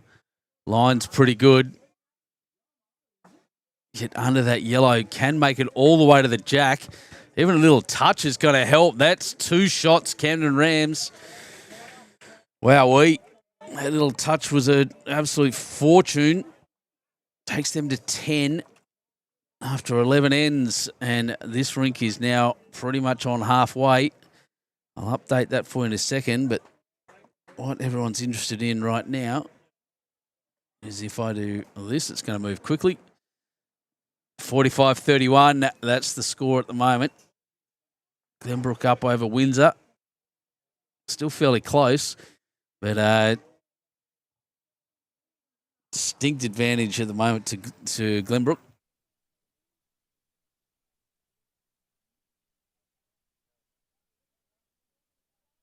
Hey, Brad Walls. Yeah, you could have been here too, buddy. But no, Avatar Mountains in China. What a place to be. Yeah, good start. Jeez, his leads are playing well.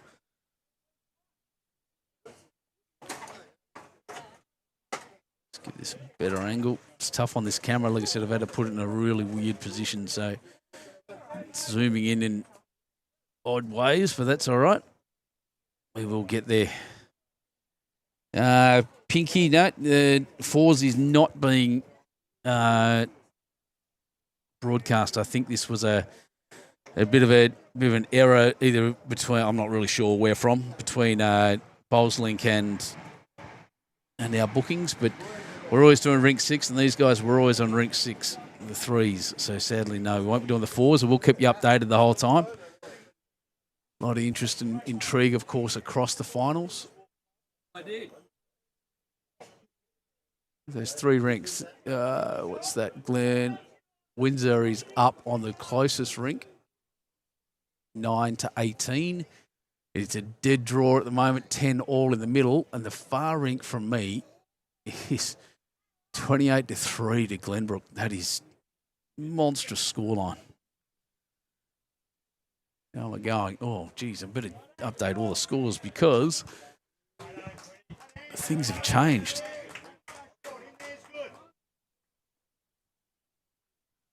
That's 12. That's also 12. It may well be 11, so I'll just jump on there because what that does, have a look at the masterboard, everyone. It is dead even. Well, Camden actually just scored one in the middle rink, but 33 all after 34. It will be 34-33 after 35 very soon once I update this. That's crazy. This is a close game. This is the final you want. This is why you play sport. If you're playing in this, it's the kind of situation you want to be. It'll teach you all about yourself. How good are you? How do you feel under pressure? How do you cope? All right, I'll get that code off the screen there now. I want it there the whole time.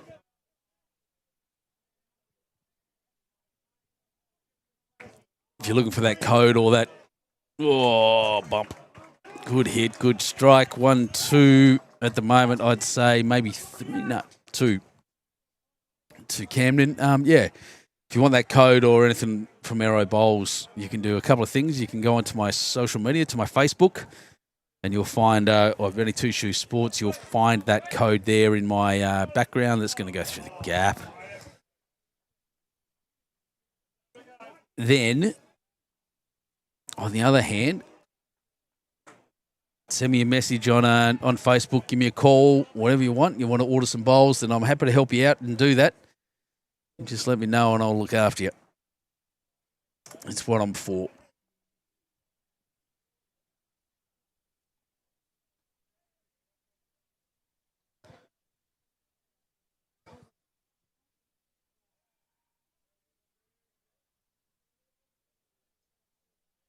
Tell you what, that'll count as well. Now that we can really see.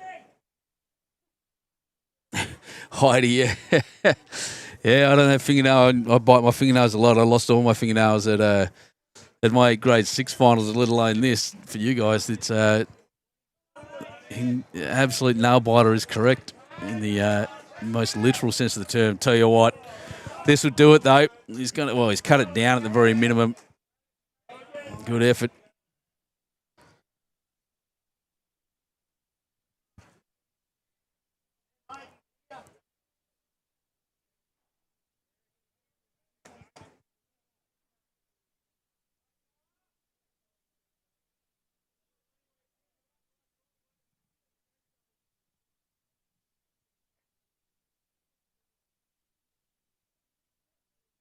And then just with another 1 to go on the board here. I'll keep this updated fairly quickly at the moment because, as I said, it is close. Oh, right in the middle. Yep, there we go. Just a quick remember. Well done.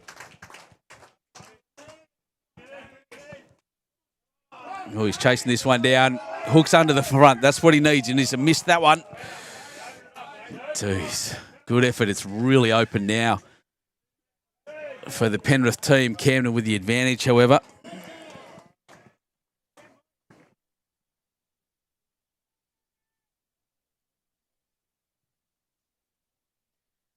As they cross, I'll show you this score again. In the fours, 46-33, Glenbrook versus Windsor. Glenbrook with a 13-shot advantage after 40 ends. Whoa.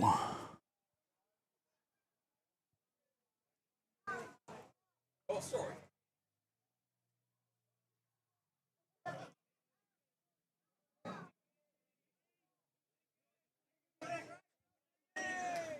So I know most of you guys out there don't follow Australian rules football, but GWS Giants have just broken a record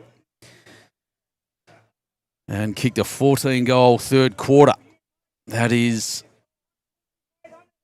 record-breaking. First time it's ever happened.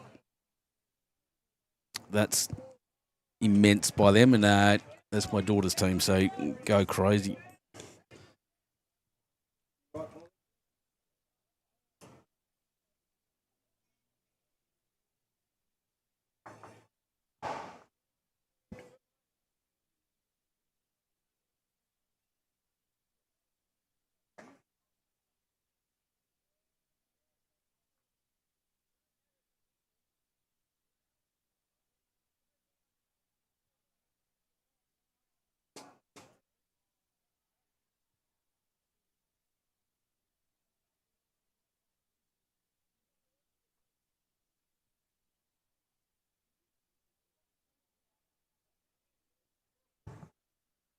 Daughter's losing my mind right now, but here we go. This is the shot I expected. He's going to cut it down at least. He smacked the jack into that ball.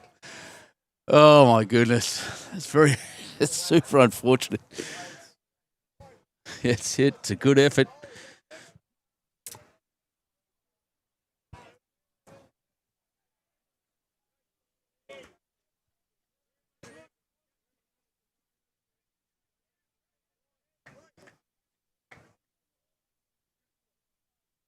It's calling him up. That's how we slow games down. It's not a bad idea. It's a decent tactic. Like it does make the game go longer, but you're allowed to do it. Especially in a close game and a nail biter, 10-9 after 11. 12 all on the far rink after 13. Have I got that up there properly? Yes, I do. 13-12 next door. 2 shots in it on the big board halfway through the game. This is crazy. Excuse me, it's just going to go silent for a sec.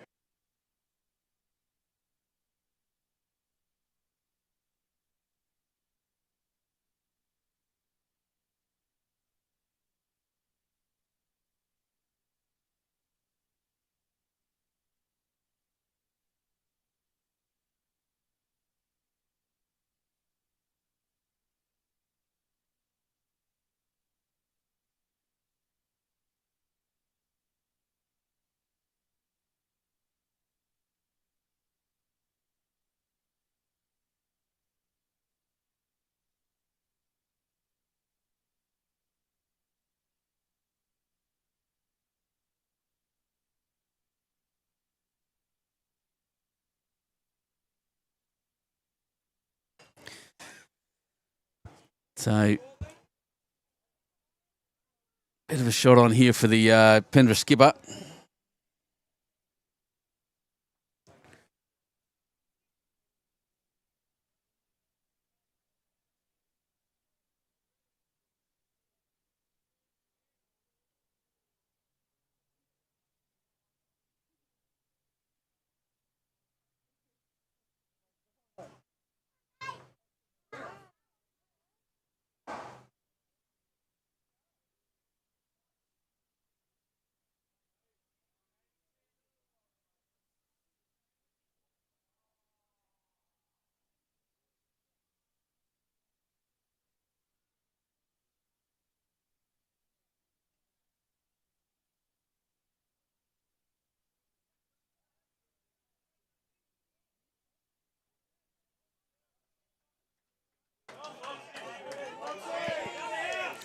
Oh, needs to run. It's not quite. Just a foot. Jeez. It's another one to Camden. Ones are going to be vital, I tell you. It's going to be, at the end of this game, you can do it by ones, but I said at the start, you often get impressions on games. You see close games where one team's playing better, the other team just clinging on. That's not the case here. Both teams playing very, very well, playing exactly the game they need to play. Playing good shots, calculated, tactical, changing the length up Penrith, and now Camden going a little shorter again. This is brilliant. This is what you want to see.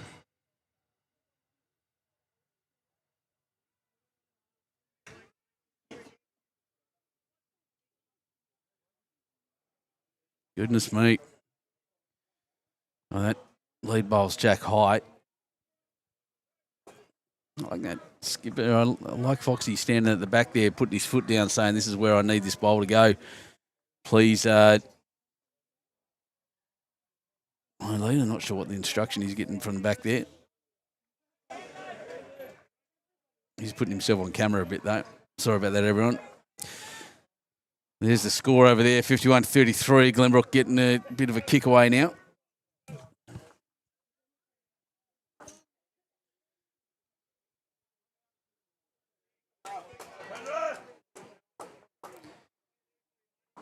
And just short as well.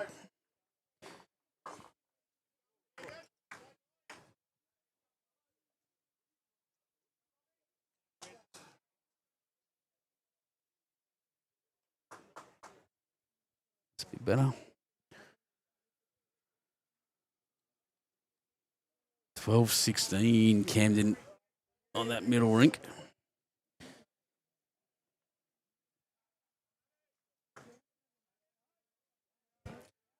The 13 ends, of course. And the far rink is 13-12 on 14.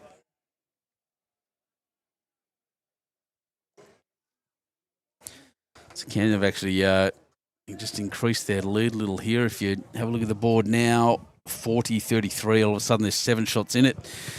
So I mean about these ones and whatnot, it's you just do it by ones, you hold on. Camden up by 2 here, up by 4 on the middle rink. And that one shot on the final rink, one of your rinks might end up with a bit of a break. I'm going to get Foxy out of the way. Excuse me, I'll just go quiet for a sec.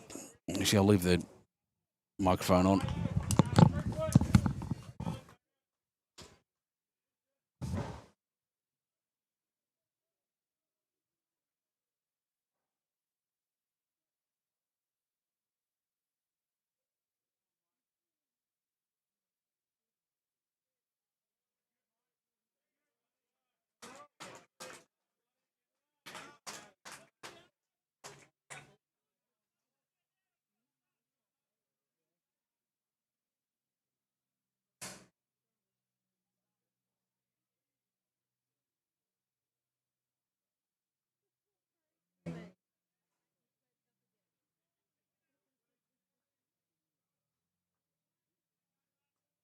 You right there, Paul? You look good, mate. All right, so we're just having a quick reminder to get Foxy out of the way of the TV, but that's much better. As I was saying, it's still close. There's 7 shots. Oh, I've got an extra shot on there somewhere, guys. I'm sorry. It should be 39-33. Oh, no, I've got an extra end on there too. 13-12. After 14. No, that's right. Oh, that's backwards. That's why. Sorry, everyone. There is an error on my scoreboard. I'm paying attention to this quite closely because it's important as this game goes on. 39-33 still. No, maybe they're wrong. 11-9 after 12. Yep. 12-16 after 13. Yes. I think the scorers have got theirs wrong. Mine's correct. So 39-34 after 39 ends. 5 shots between the two teams. Very, very close.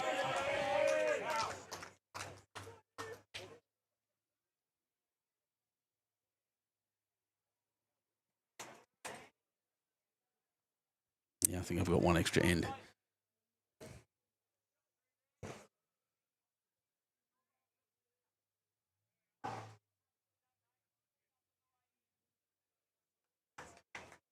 As they change over again. So the Roof have got one there. At least maybe 2. And with those maroon bowls all being the same, maybe 3. We'll see. 16-12 after 13.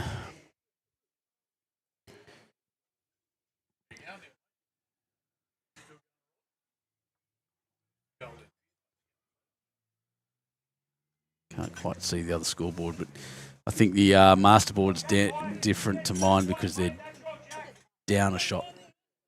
Down an end. That's all right. Good. He's getting chilly out here. It's nearly jacket time for me.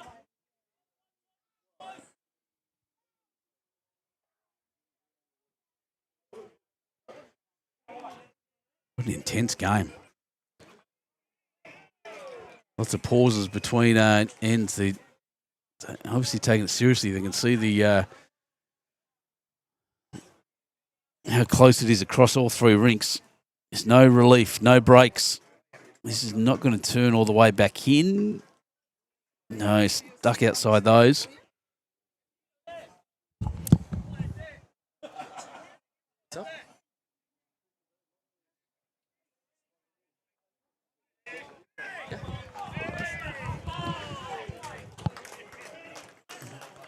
Cheers and yelling happening at the Camden side.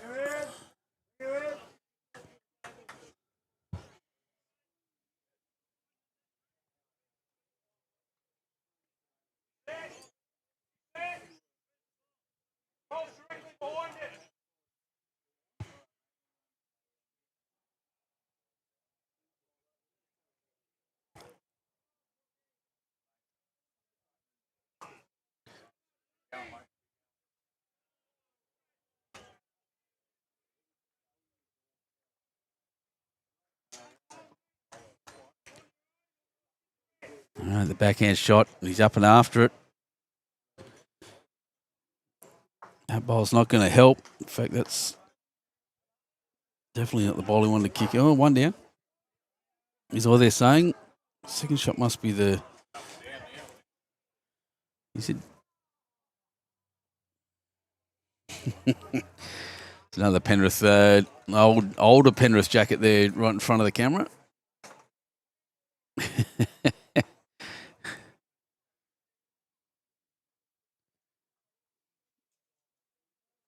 Calling for shots now.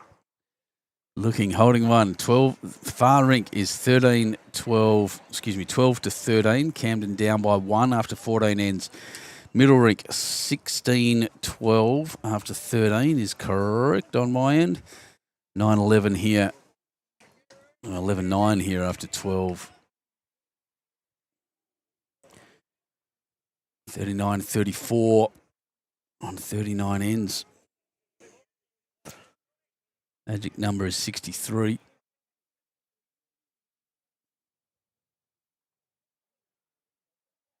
Skipper just asking his players to get out of the way.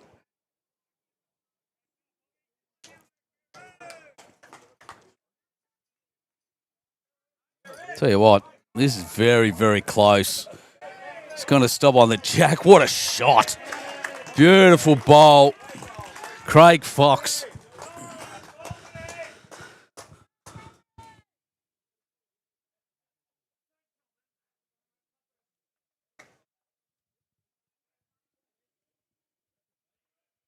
Penrith with a couple there. Might have been 3. I think it was 2, but we'll find out shortly. Nothing's changed on the other 2 rinks at this point. And I'll update the scores in a second so I know as well. I don't want to give you a bum steer. The game's getting a bit too important for that, too vital. I'll show the other score. That's the Fours, 52-34. Windsor are hanging on. Not quite catching up yet, but still can happen. Yeah, 11 all. It's 2. Big bowl by the Penrith skipper.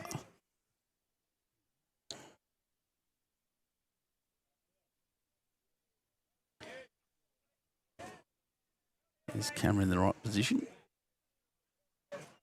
Nearly. Silly thing.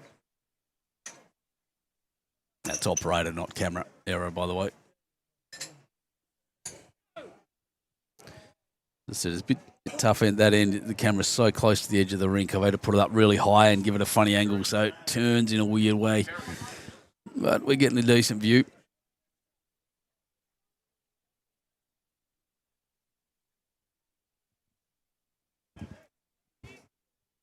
Both leads a little short. Green definitely slowing up now as the weather cools down once again.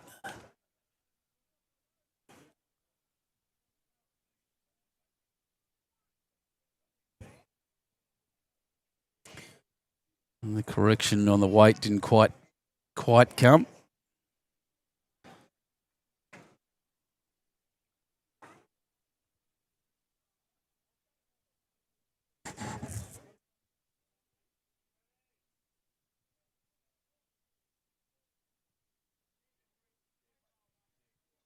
But that is the correction the leads were looking for. Corey Eason. He's played a good game, that young man.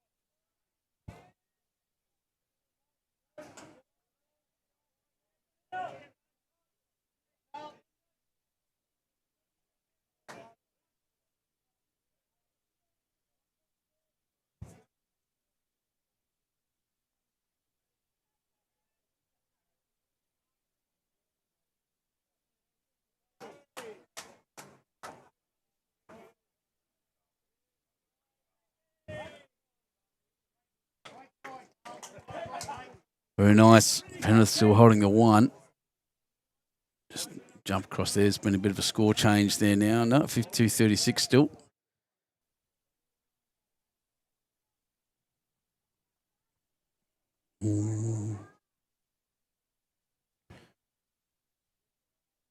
I'll skirt the front ones maybe. No, not quite the weight.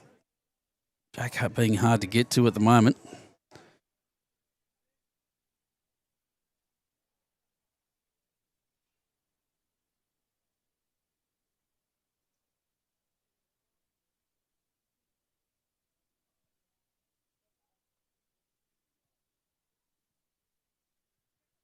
Yeah, we're dropping it. Well, the weight of that might have made it. It's just run through and hit the front ones. Still holding one, the riff.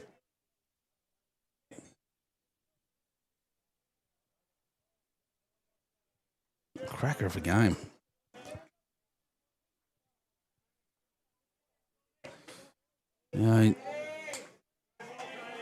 He has tended to have a little bit extra weight most of the game. He's done all right there, touching the jack, punching it back, holding two.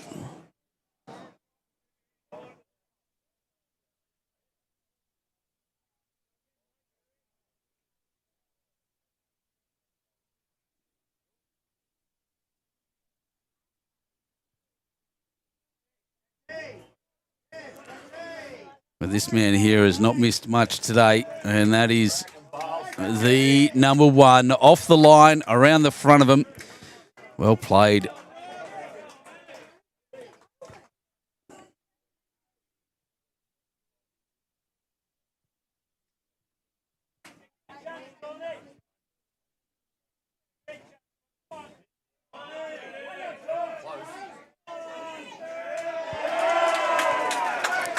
Oh, and the reply was just as good. The crowd erupts. Absolutely erupts. A lot of Penrith people here. He's had two touches and he's holding two. Anthony Viney, Tony, he's done that beautifully. 11 all on this rink. This is big.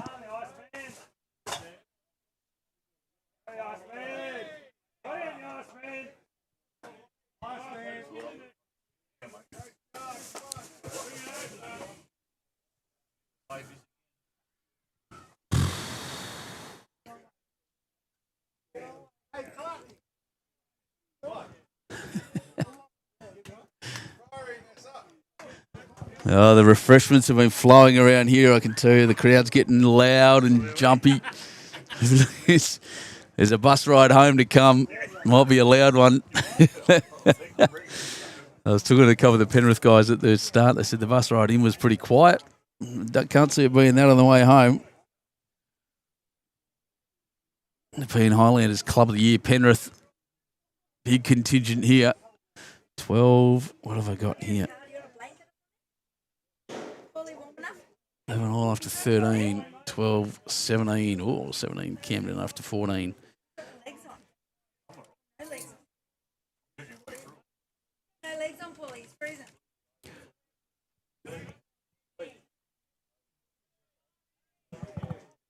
Can't quite see what's happening over on that other rink. Oh, it's 13 all after 15 on that far rink. Another close game. Two tied rinks. It might come down to that middle rink.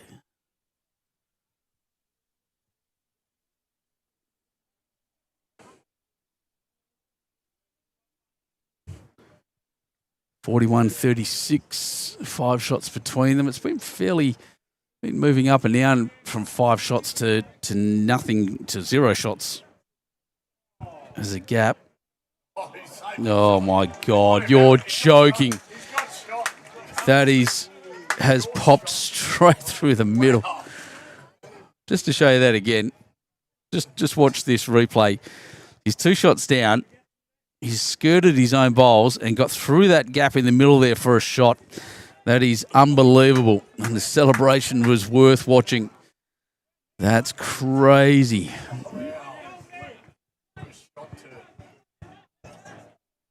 That's shot of the day for my mind. That's unreal.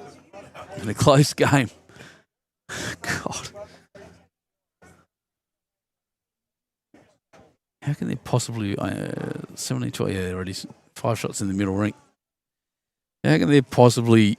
Okay, unbelievable. Just unreal.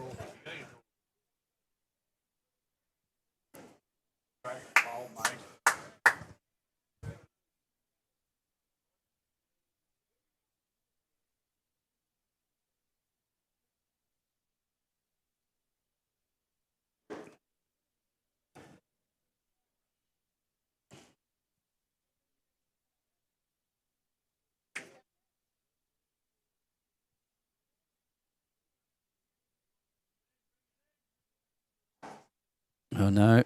Is he going to skirt them? He's not. He's touched it. One bowl to come. And he's having a toilet break in between bowls. That's unusual. Very unusual. He's in between bowls. Usually you'd bowl your second shot for your word. He must have been desperate. He's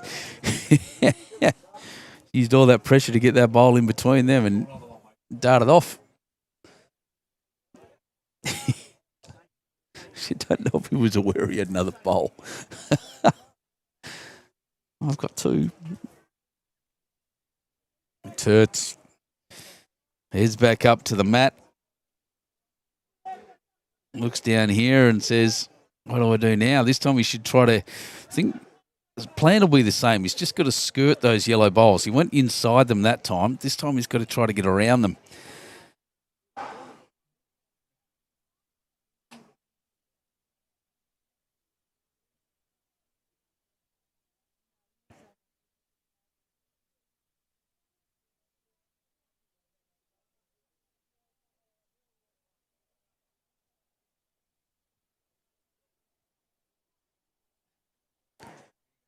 Beers and jackets and jumpers and everything going on all around the place right now. It's a fairly safe shot. 1 to the Camden Rams after an exceptional shot from the skipper. 12-11 after 14. I'll update the other scores in a sec. We'll look over at the fours score. 12-17 after 14 hasn't changed in the middle. The far score has, but I can't quite see. I know 13 all after 15 still. 55-36. Nothing much changing over in the fours as it goes.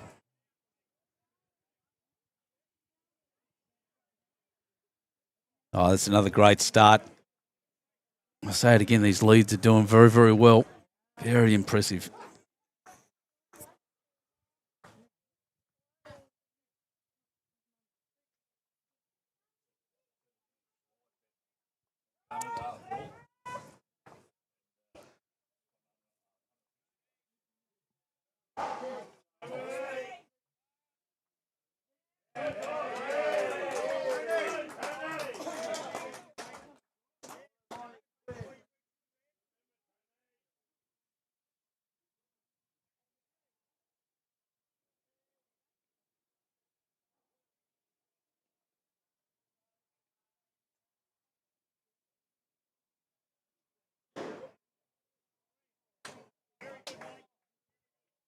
Yep.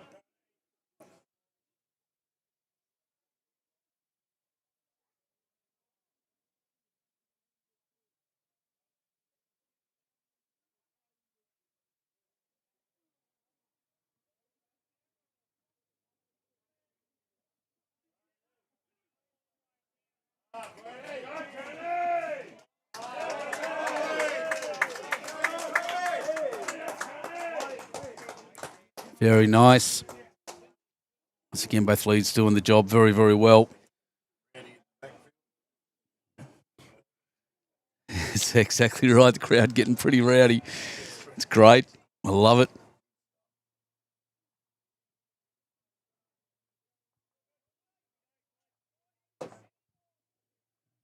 That one's going to hang out and head back. Probably not a bad shot in the end.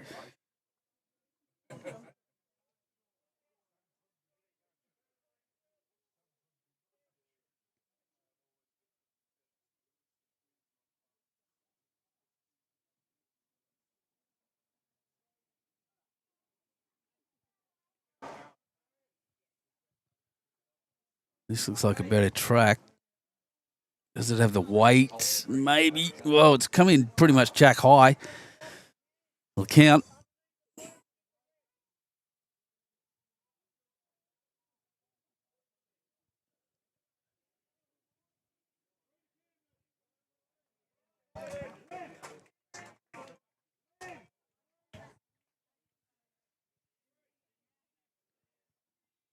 Oh, he's not happy with that one either. Hands straight to his head. It's going back. It's even heavier than the last one. Probably he was looking for some movement. There's room in there to. I do think there's room in there just to draw it out though. We're looking to open it up.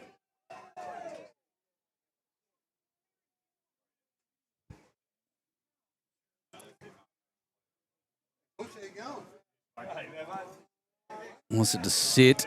If not, it's going to be a good cover. It's a very good shot.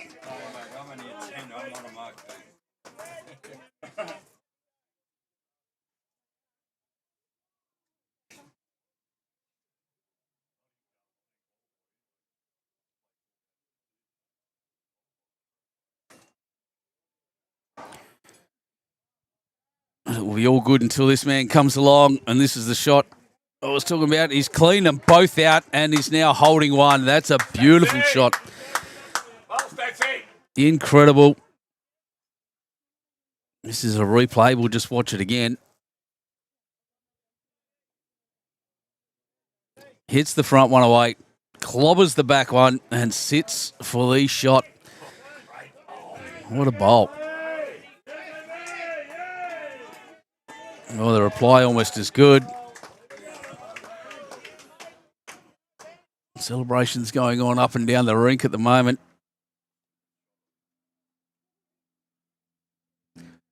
The far rinks for the one that's interesting me right now, 13-16 on 16. So Camden have just picked up a 3.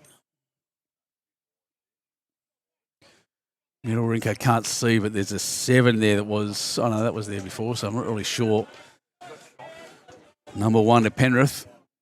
Here, yep. Probably.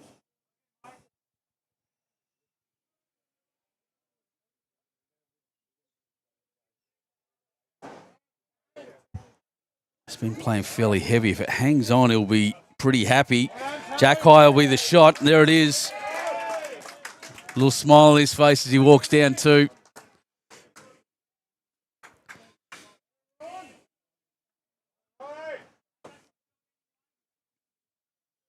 Little increase in score there in the middle rink for Penrith. So the masterboard now looks like that, 45-38 after 45. 7 shots between them. It's about as big of a lead as has happened. 7 shots. Sorry. Husky. Yeah, Husky bowler, mate. Just travel around doing this.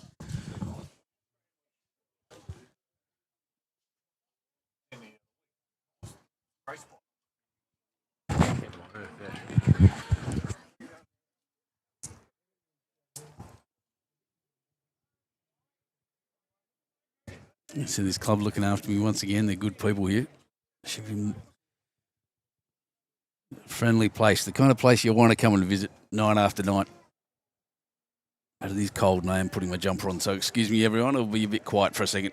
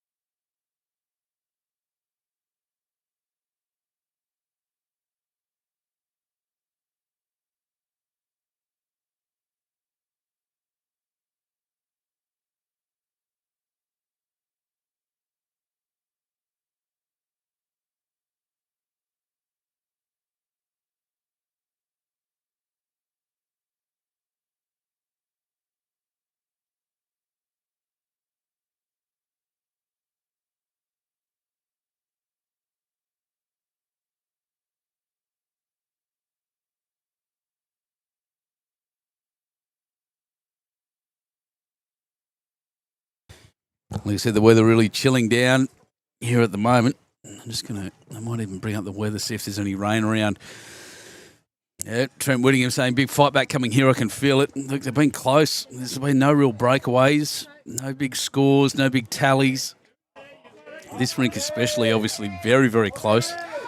What a shot here, look at this. Can get just to the jack and sit. Number one. The crowd goes wild.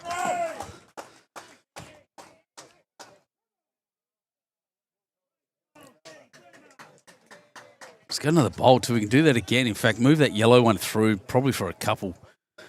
That's a mighty bowl. Craig Fox. Tell you what, my job's very easy when the bowls are this good. They talk for themselves.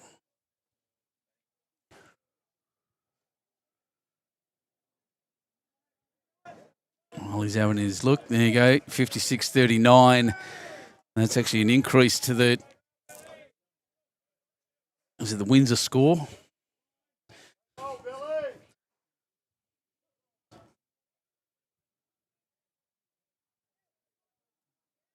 With a miracle shot on the last end from the skipper here. Look at all those Penrith guys in the background behind the hedge. They're all down the side here. They're all in the back there. Big crowd of Penrith bowlers. Well, cheering their team on, willing them on. Well, that hasn't made it, but again, it's another one of those good, bad bowls. Yeah, high quality match, David Lang saying. I agree, mate. I'd play the other. Yeah, that hand there is what he's saying. Gets onto his own bowl. That yellow one will move. Looking at the angle there. He touches jack. It doesn't really hurt that much. He gets to his own and hits that yellow as well. We'll roll it out and might even bring his thirds bowls into contention. I think that's the way I'd be playing. These guys are having a good discussion. They can actually see it better than me. Risky shot on that hand. And we're looking very much not at his score, but at the big board. He doesn't want that margin to creep out any more than it has. Just make sure I'm on the right page. 45-38 after 45 is correct. It's really interesting to me as well, that just as statistically, that Camden's score has actually kept up with the ends. It's pretty much 45 was 39 after 39 ends. That's about where it's gone. All right. Fair track. Can miss it with the right weight. No, pulling short's not a bad thing. Hasn't done any damage. Hurt nothing. So now we have a look. Might be a second shot on offer there. I think that's the first one.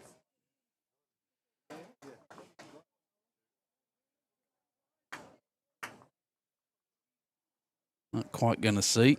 Penrith lead just jumping in the way. I'll see if I get a view on the other camera.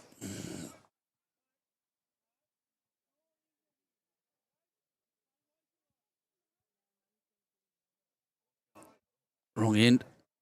Sorry. Was it? No, I was in the right place. I missed the score. It'll go up shortly.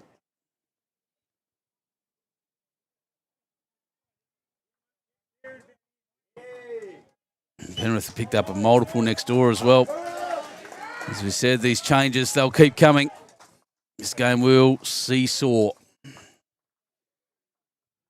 Like I said, I'm not sure how many that was there. They're just about to put the score up on the Penrith side. So 13, so it was 2. All of a sudden, Penrith on this rink are ahead again. Seesawing game. 15 ends down. Skipper barking instructions.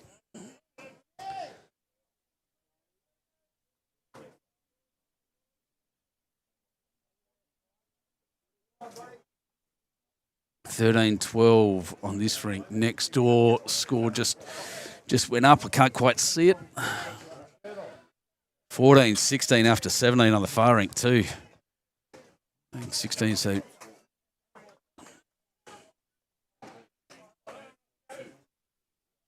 17. That's right, just get all the scores off there. 15-17 after 16.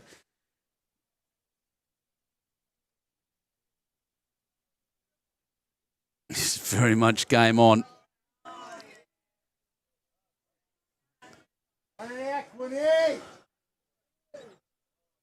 42-45 after 47 ends. 12-13 on this rink. 17-15 in the middle. 16-14 on the outside.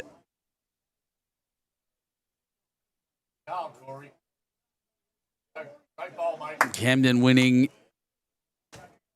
2 out of the 3 rinks at the moment, but not by much. 2 shots, and then one shot down on this rink. Jeez, this is close. Nerves will be starting to pop up. We're on 15 then. We're in the business end. I'm playing, when I'm skipping my games, I divide the game into 3 sets of 7. If you win 2 out of those 3, you'll generally win the game. All up, and certainly in the final third now.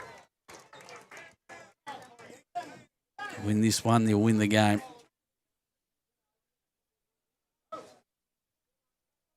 Good shooting. Far rink just having a check on the jack measure. It looks, I would suggest short to me, but we'll find out. Yep. Yeah, 2 feet. Oh, don't do that.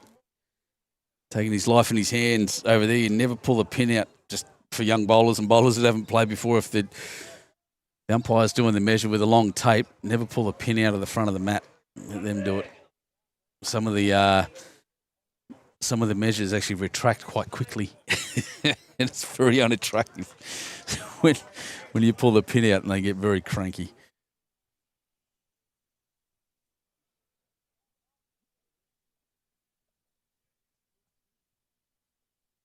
I'll just jump across and we'll have another look at this, because this is another change. Something else that's happening. 58-40, 18 shots. So that's just a little kick out again by Glenbrook. Winds has scored another 4 since the last time I looked. Intention showing on the face of Turts there.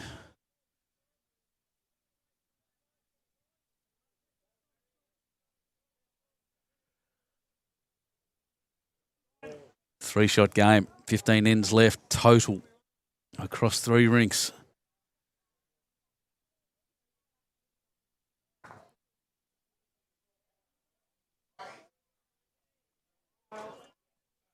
Despite some flashes of brilliance, I'm telling you now, this game is, in my mind, between the leads and the skips. Both leads have played very, very well. Both skippers played very, very well. Cameos by the guys in the middle. But all credit to The very front end and the very back end, both sides. Split by one shot after 15 ends. It just doesn't get any better than this.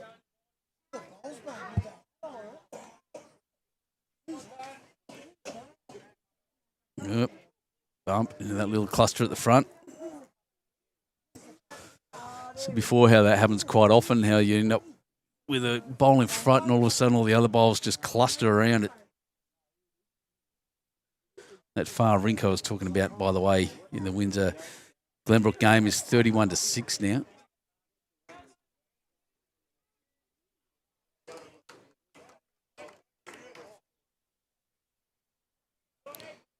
This looks all right. Like I said, he's looked heavy most of the game. If he clears that front one, and he's just not done it. Had the perfect weight into the foot of grass, or maybe 6 inches of grass to get around to the jack.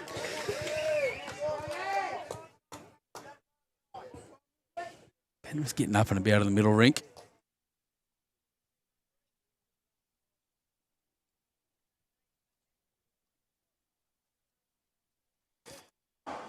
Matthew Panowitz in that middle rink. He's played already, skipped a full game this morning. He's playing again now. He'd be looking pretty knackered at the back end. That's a very nice shot. He's finished jack high. I don't think it's the one, though. Phil Loveke's a St George supporter. I assume that means that they're St George don't do that well. Like I said, I'm an AFL fan and a previously West Australian. No, he's too wide. Oh, geez, I'm wrong. Geez, they look fast coming down those bowls. That's a great shot. Nearly jack high.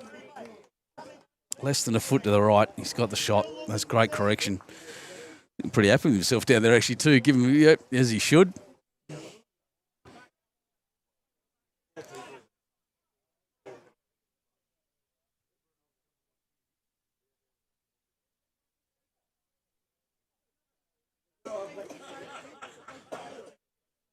Oh, and the reply nearly as good. It's flopped over.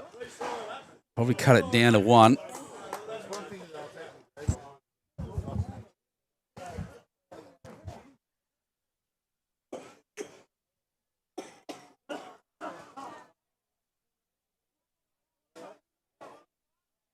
Good celebration between the skipper and his third there. They're pretty happy with each other, as they should be. What a game of bowls. Haven't won a game this year, haven't they, Phil? Well, St George supporters, if you're looking for another team to follow that's doing pretty well, go to the GWS Giants. They scored 14 goals in the third quarter today. 14 goals in the third quarter today. That's unheard of.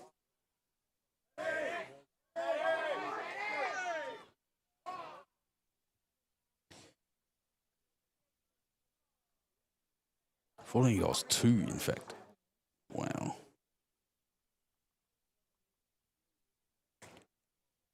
Backhand. There's actually a shot on the other hand for him as well, by the way. A little bit. Starting to see a couple of sprinkles come down here. Greenwell keeps slowing down. However, that's another one of those decent bad bowls. Not good for himself, I think, but there is a shot on the other hand, I would say, as well. Phil Loki's a Swanee. Good on you, mate. Nearly lost the bye, Phil. The Duckies go. Then we're playing West Coast. Give me a break. Oh, you're talking about St George, yeah. No, Duckies went down to Geelong. There's a lot of fun here at the moment. This is tight and tense.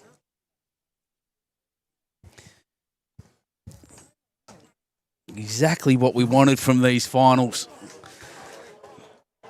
I said this before, as much as the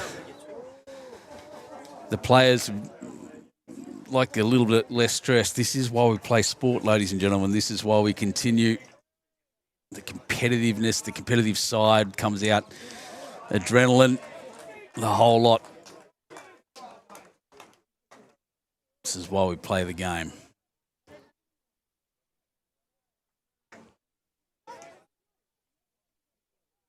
He wants to miss that green one. I think he's clunked it.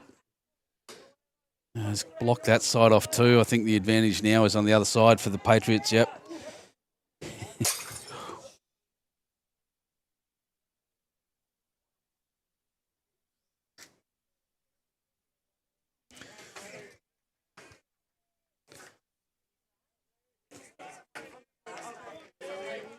Here it comes. Can bash any of his up. He stayed wide. Yeah, not bad. And it counts.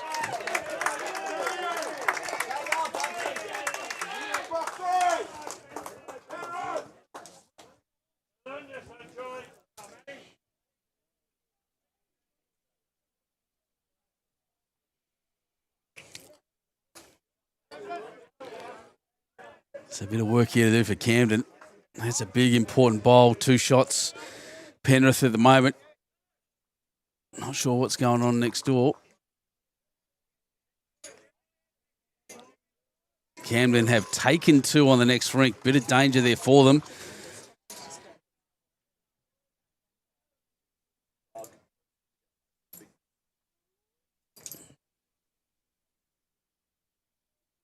(15-19). That's probably a wise decision. I need the scores. The 17 ends. 15-19. That puts Camden up a couple more shots. There was lots of danger from what I could see, so a smart decision.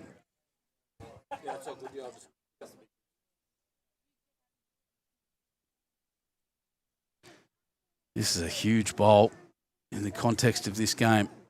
It's at least 2 to Penrith here. Might be 3.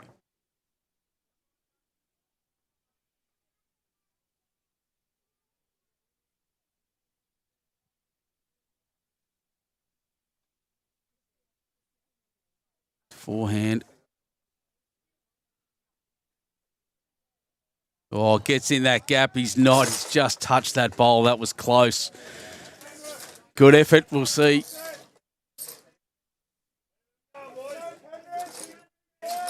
It's going to be 2. 2 it is. 15-12 after 16 ends on this rink. Middle is 19-15 after 17. The far rink has got another umpire's call, so they're haven't changed yet. Wow, this game just gives more and more. There's 3 shots between them.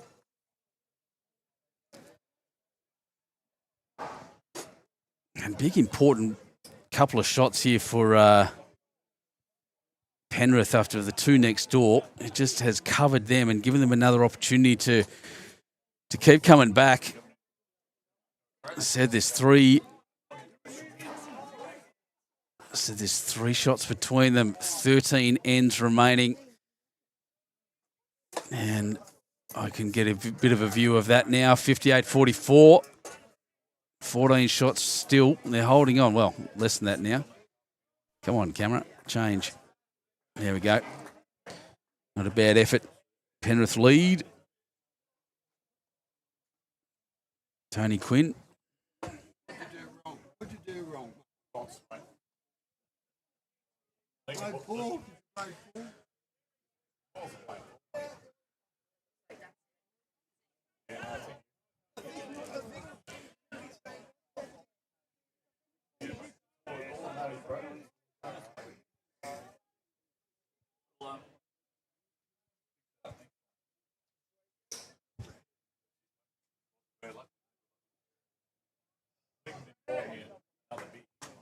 Yep, Pinky. I think I just gave one, so it was 58-35.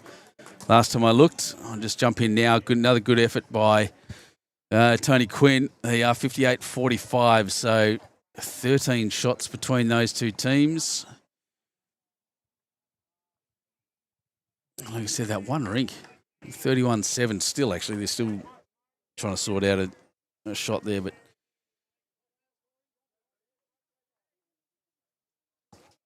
goodness me, so close.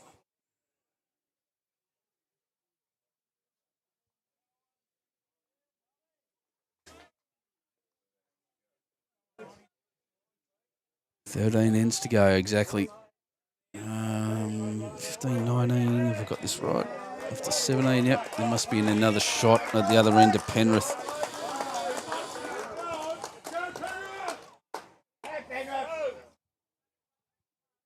I think they're pretty happy with that bowl. I can't see the score over there, but 17-14. Campbell.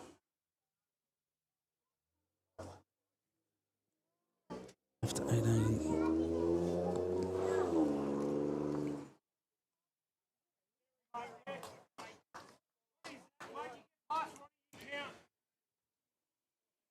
(44-48). There we are after 51. 12 ends to go. 4 shots in it.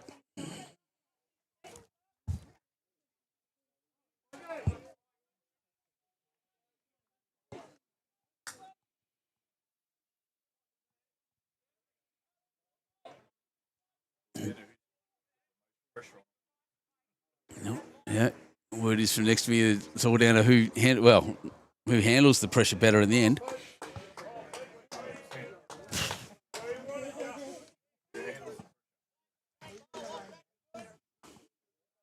Yeah, shots that way. The counter player's exactly right. I think there's about 4 there at the moment to Penrith. It won't stay that way. It's a decent head to get into.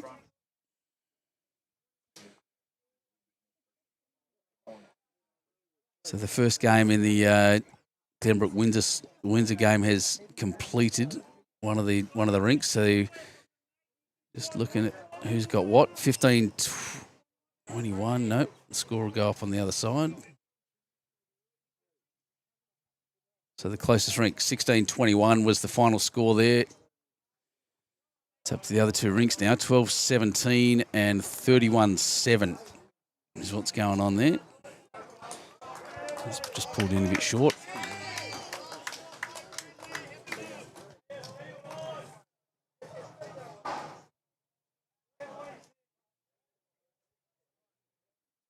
(31-9) in fact now on that end rink, and they're done as well by the looks. So it's all down to this middle rink for the fours final. Long way to go here. It's taken their time as they should be. There's a lot can happen with 4 shots in it and 12 ends to go.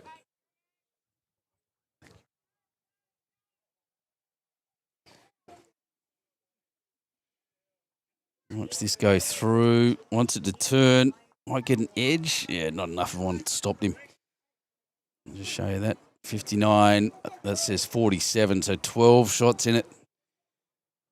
And 4 ends to go. So they've got to be very, very good, that middle rink. Windsor is up by 4. They've got a lot more to go. All right. This wants this to hold on. It's not going to. It's going to clunk into that front one. Roll that one up. Still think 2 to Penrith at the moment.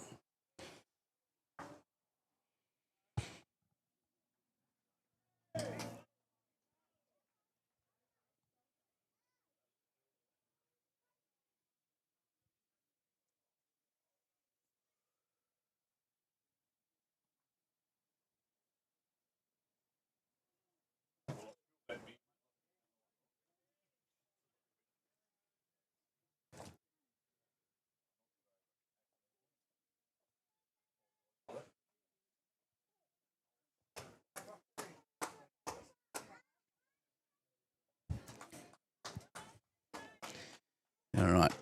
Trying to remember where. What is happening here?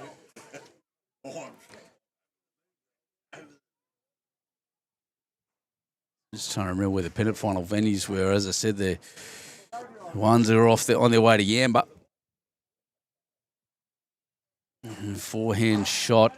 Looking to close things off down that hand. He's going to hit the yellow. If it falls across to the left, it doesn't change much. 2s are off to Marylands and Guildford. Grade 3 off to NBC Sports, which is what we're watching now. So NBC and Dundas. So the winner of this gets an opportunity to go and play there. It's not too far away from here. With the grade 4s across there. So at the moment, you'd assume that Glenbrook are going to be playing down my way, Bomaderry and Nowra. We'll see if Bowls New South Wales or Nowra wants me to cover that even. Grade 5 Figgy. So that was this morning. They're off to Fig Tree Sports, Penrith, just down the mountain. Grade 6 Cherry are up to Ballina. And like I said, the southeast region, Eden won that one. So Eden to Ballina is about as long a trip as you can make in New South Wales, and they're off there. Well, let's cut across a mile. And the 7s, South Tamworth and West Tamworth, 2 great clubs. And like I said, big shout out to South Tamworth, one of my favourite places.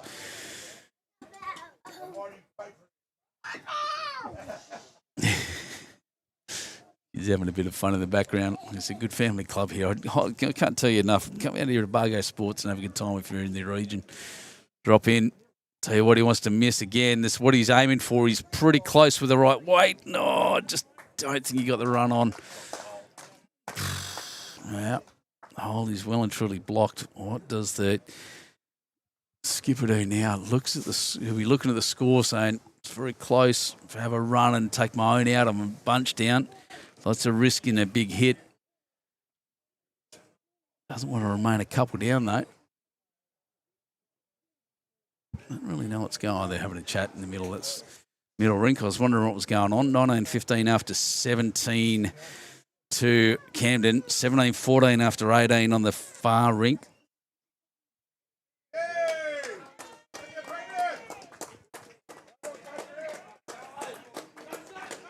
And the yelling and screaming happening from across the way while these guys are having a chat. I'll show you that. Big board, 59-47. We can zoom that out a little just to show you what they're cheering for, because that's the head they were yelling at.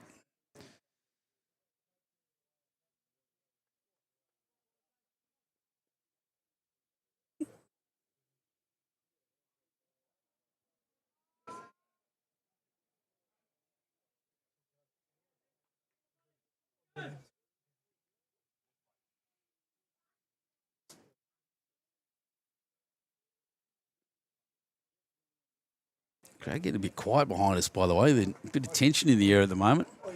No, I'm not going to see it. Get out of the way. There we go. Just running back and at the back. So no help. 2. 2 to the ref.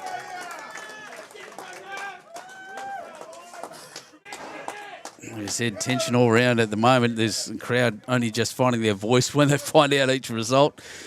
It is insane, in fact. 2 shots in it.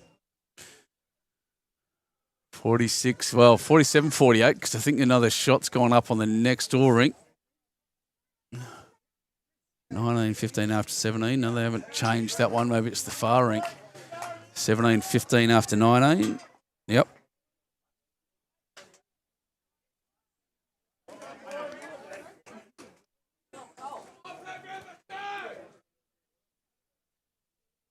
Yeah, 47-48, or 48-47 after 53. 10 ends to go, 1 shot between them. Beautiful. This is why we play the game. That's why we love our sport. Let's go. That's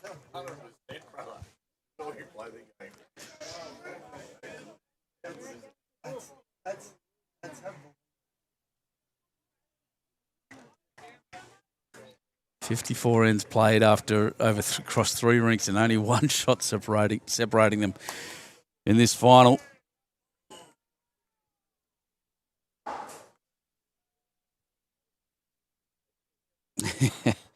You're welcome, Pinky.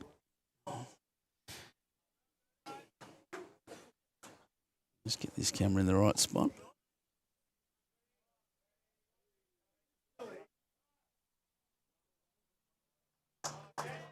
Let's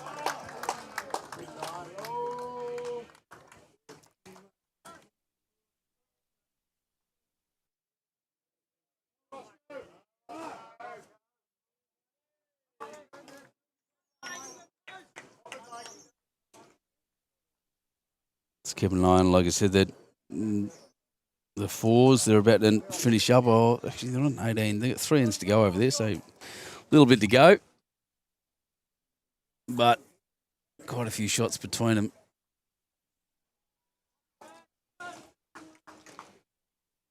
Getting dark. Thick grey clouds. Sunset fairly soon. I said earlier today, yeah, it should be it's 4:15.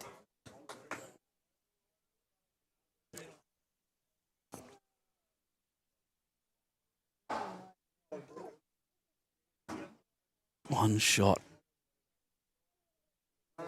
In fact, guys,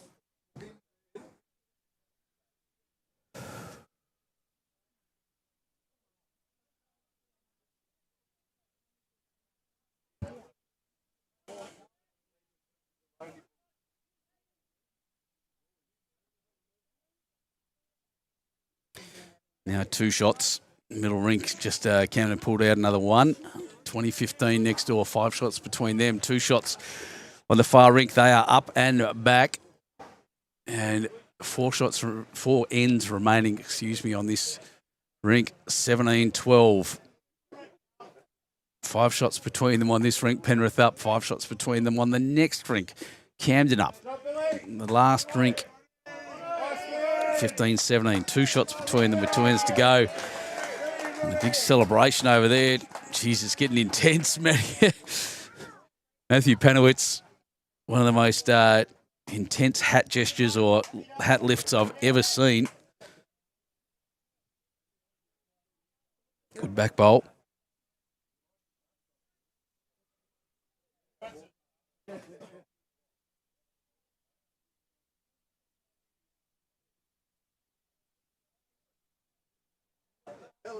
Just as he starts, this game is closing off. I'll just say thanks to Bargo Sports for hosting this and sponsoring the entire competition for the Nepean Highlanders. They've been extraordinarily with their hospitality here for me, for the clubs that are here, and it's a wonderful place to be, genuinely. So congratulations to everyone involved, managers, volunteers, the whole lot. The guys cooking the brekkies this morning. And all of that, as bowls clubs usually do, well done.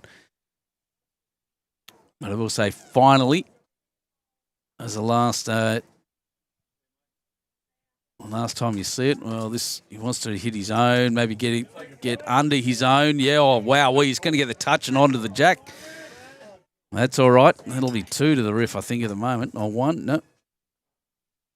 Yeah, Phil, I'd say that was Phil Lubke just saying Cameron's front end's gone off the boil a bit over the last few ends. I was about to say that. I've seen an extraordinary front end performance from both clubs, or both leads specifically, and then jumping on just lately to that helps Penrith. Just the last couple of ends falling off. Brad Walls there saying keep going, Penrith. Yeah, they'll continue. There's a lot going on, both sides. Jason Flood, I think, was going to come back, but he hasn't. He's just getting as involved in anyone in this now. So I'll just say, and again, as for the last time, if you're looking at buying a set of bowls, I just want to thank Aero Bowls, my broadcast partner, and really appreciate their support for my live streams and us getting out there. And I'm really absolutely loving the kit that I'm using with them right now. And if you want to get some, and you can get your 5% discount. It's a fair amount of money, as I said, on a set of bowls and some shoes. Use that QR code on the left if you want. If not, go to aerobowls.com. Order your bowls and use the code Benny2Shoes22.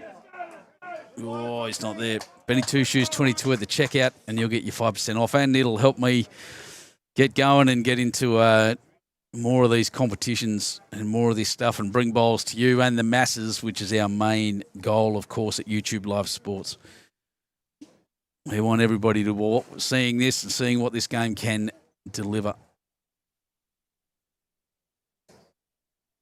And when you're watching games like this, it just does not get better.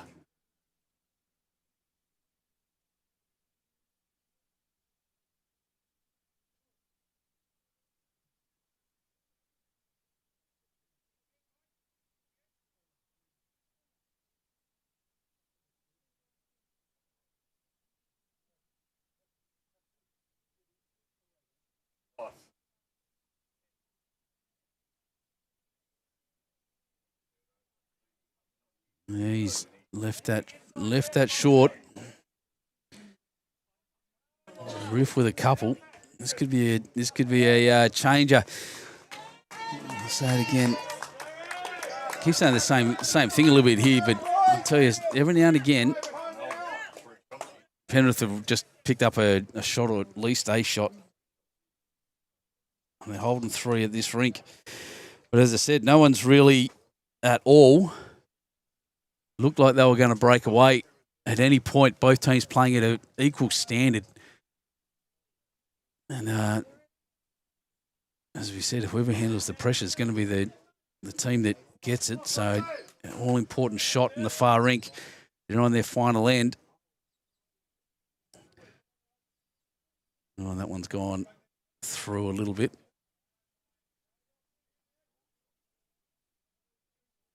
Yeah, Ted's got to draw it. We'll just have a look over there. That will be the final score, I think. Oh, no, they're still going. Well and truly still going over there. 62-47. Ted's with a big, important shot. What we got here? Oh, Gary, mate, absolutely my pleasure. Had a great time. Daz saying, proud of the Windsor Force getting to the final, playing well against the undefeated Glenbrook. Congrats, yeah. Pretty much they have done you proud. These finals are not easy to get to at any level, at any grade. So everyone who's here played today needs to be very proud of themselves because they deserve it. Oh, look, little look back at the camera there from Mr. Stat.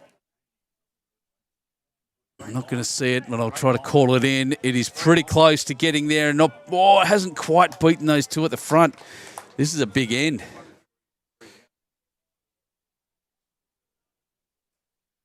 Checking the angles, but I tell you now, the 2 closest to the line usually are the ones that win it.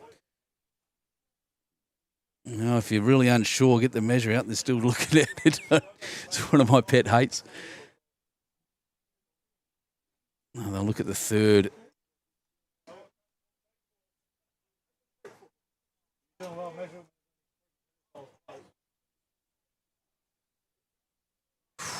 This is a 3, and that there may be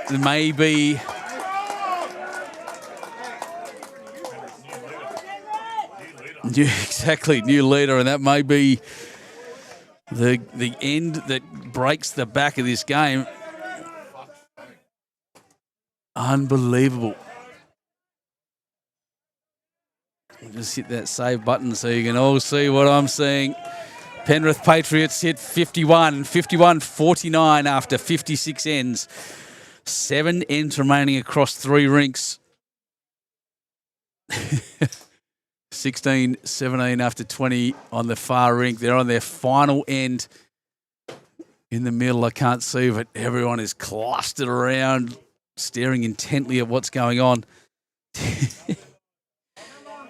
Unreal. Greg, there you go, mate. Well, I hope your recovery is wonderful. And thanks so much for your service on the match committee. People like you make make all this stuff possible. So thank you very much for doing what you do. Unbelievable game of bowls we're watching. Well, that's a better shot. He's back. Corey Eason. Tony Quinn dropped his first one short. He won't do that again.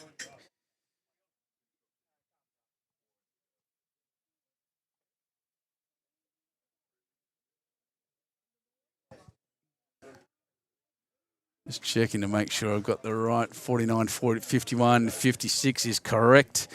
Oh, miss his own is what he wants. Oh, he's put it in the way. A bit of frustration. First time I've seen it from Craig Fox.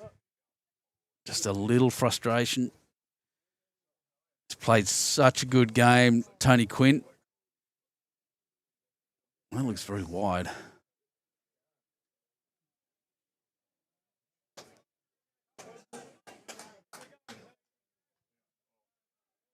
Big moments. Who's that general saying? Bob Coleman from Mayor of the Blue Mountains.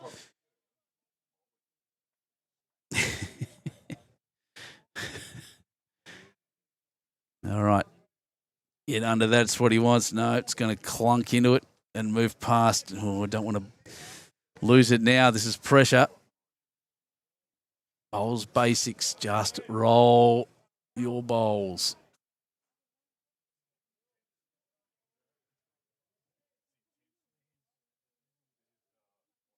I reckon that's skinny. Tony Quinn's bowl's having more of an effect than perhaps he realises.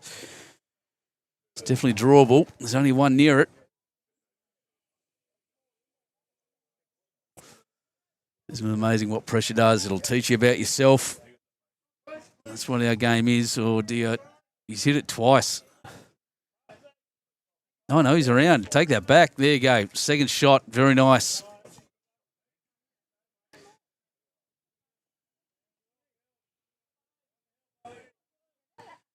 Geez, that middle ring's taking a long time.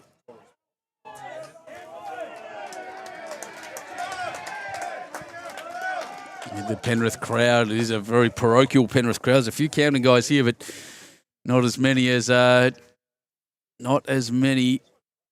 are Penrith players here. It is nuts how many have turned up. Absolutely amazing. What a great club. What a great culture.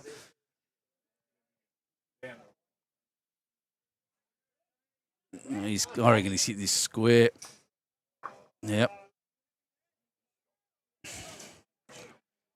Tony Quinn will be absolutely kicking himself.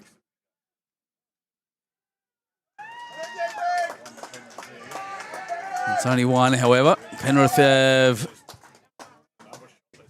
I don't know, well, that's the end of the game pretty much over on the other side. No, it's not. Still got a couple of bowls to go. Skippers are into it. Keep an eye on that for you.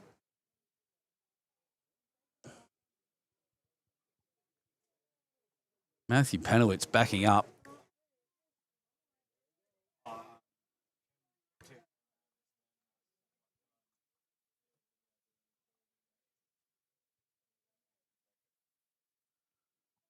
So, what was it running? I thought it was second shot. Tell you what, weird spot for it to be. It's a weird head. Hard work. Yeah, I think that's the correct shot. Play that hand. Be fairly narrow. You can take that bowl out. If you hit the jack goes back to your own. Tell you what, this is very, very close. Oh, it's going to cut. Good effort. Gives the skipper some impetus now. They got 2 seconds on that hand, on that side. And the skipper will play freely, I would suggest. 2 in the head. Camden trying to hold on. I'm really interested in the scores on the other side, to be honest.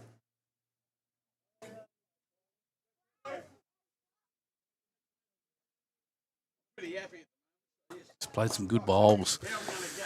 Down there is Rick's stats. Is probably not his best end, but it's been one to watch. There's a look over there. That score is invisible to me. You can't see a thing.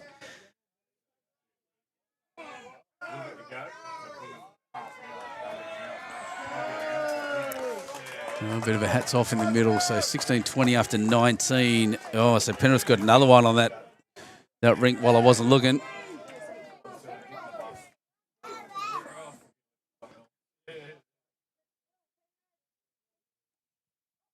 $52-49 now. 3 shots between them in the other direction. It's been the whole game. Took to the 56th end for Penrith to get ahead. The biggest margin between them has been 7 shots the whole time. This is the shot I definitely expected. It's a bit wider than I thought. Needs to start hooking now. Round it. He's done it. Absolutely nailed that shot. That's a great draw. Oh, my goodness. In fact, it was absolutely worth a replay. That is unbelievable draw shot around there. Played confidently around Tony Quinn's bowl and just laid down next to it. It is made even more vital when you know the context of this game, when you look at the scores as they stand. Absolutely crazy.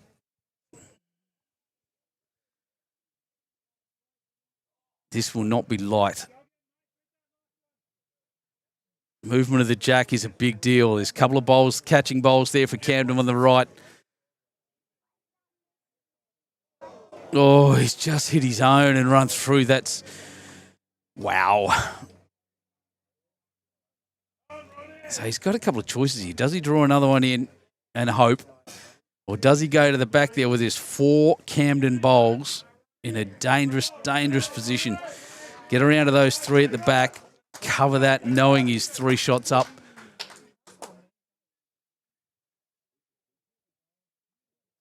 I can tell you now, the tension all around us, the faces of the players and the supporters. Big intensity, lots of discussion, lots of talking about what shot they'd play. What would you do? Absolutely insane.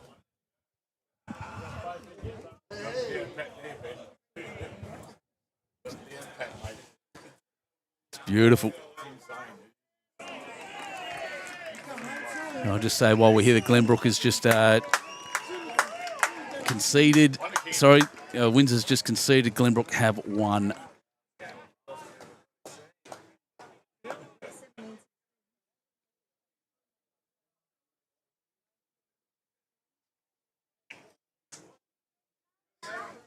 It's a bit of, I don't know what happened to that final at that end rink.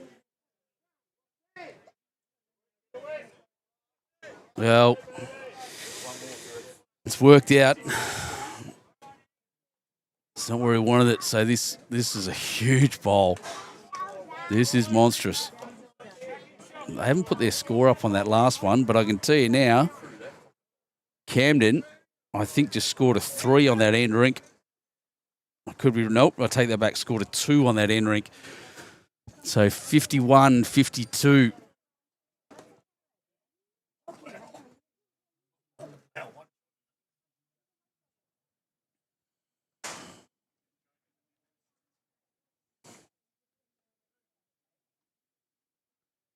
This is a huge bowl. Yeah, it could be the end that Windsor loses the game, Phil. I couldn't agree more. It feels like that. If this bowl runs through and carries that jack across, if he succeeds in this, Camden will, I would say, almost a certainty to win. It's skinny. I don't think it's heavy enough. I think it's going to cut across. Yeah, he hasn't.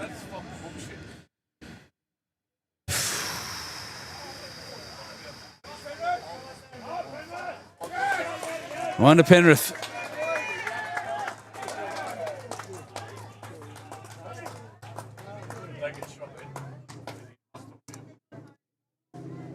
(21-12) on this rink.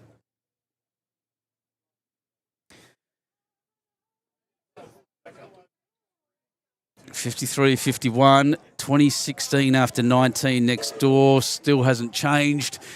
Geez, they're holding shot Penrith at the moment, but 21-12 is correct. 53-51, 2 shots in it. Patriots up. Incredible. I'll just show you the Glenbrook team over having their photos and their celebration. Well done to them.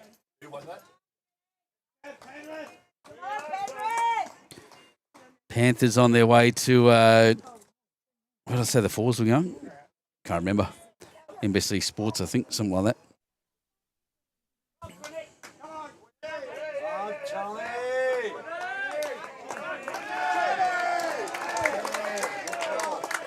Shot to start. Go, Corey. You got it, mate.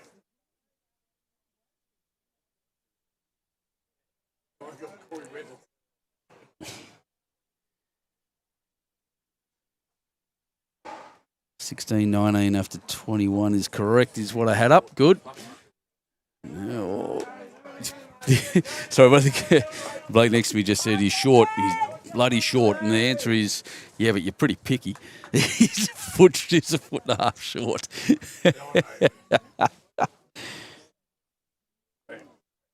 Pete Williams has been watching the Queensland champs. Yeah, it's been interesting up there. And A bit going on around at the moment. It's an interesting time of year with all the pennant finals going on. That is a great spot for that bowl. 1 on, 1 behind. Well done. He's made up for the end before Tony Quinn.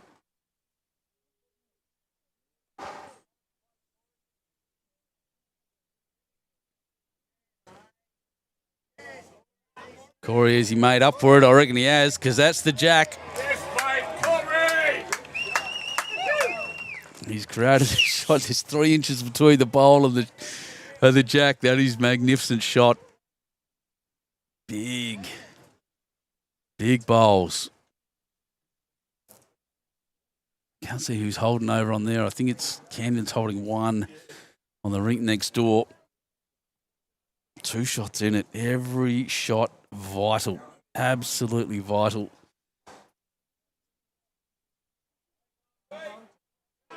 Oh, the reply. Nearly as good. Nearly. A couple inches short.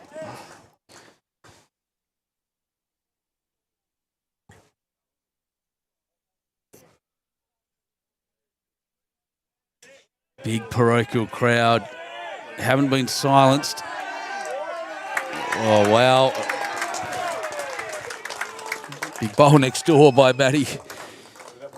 Matty Panowitz has, as I said, played two games today. Played this morning in the 5s. And then because of some scheduling issues, I guess you'd say, has backed up and skipping another team now. He's at the back end of a big day for him.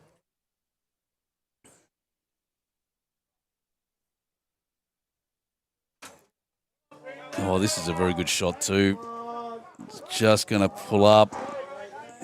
Good effort. Still holding 1. It's surrounded by Penrith bowls though.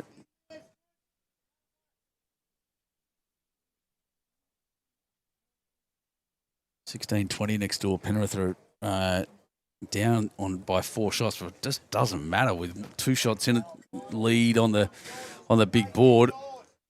Can't play defensively. Got to keep scoring shots, or he's just ducked through the gap. Got to keep scoring, both sides.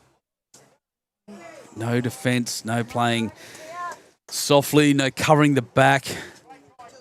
Doing everything you can to get on it. And the third team can only sit and watch now. They're done. Penrith got up by 3 shots on that rink. Oh, what's that done?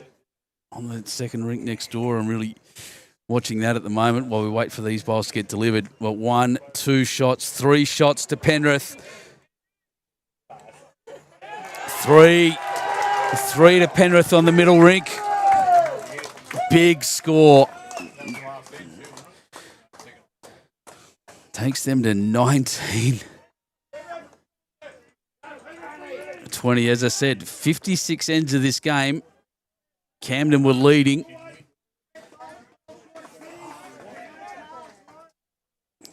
For the last 3 ends, Penrith have been up and they're just moving away now. 5 shots most of the time, genuinely. Well, that's 20 all, actually. 20 all on 20. Might have been 4. Looked like 3, but...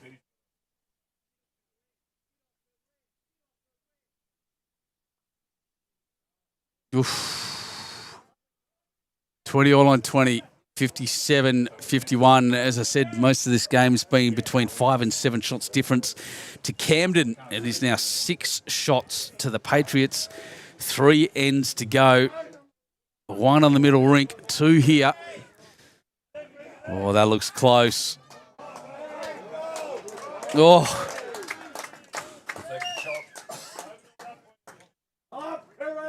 Perhaps a little bit defensive they can be. These guys here really need to score multiples now with 3 ends. It has to happen. It has to be a multiple from Camden at some point.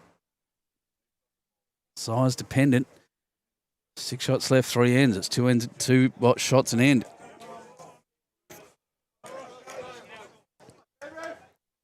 Honestly, so hard to separate the sides. I haven't even been looking very much at their scoreline on this individual rink. I'm actually looked at it now and surprised that there's 9 shots between them. It just hasn't felt like that at all. All eyes on the big board. I could have just put the big board up.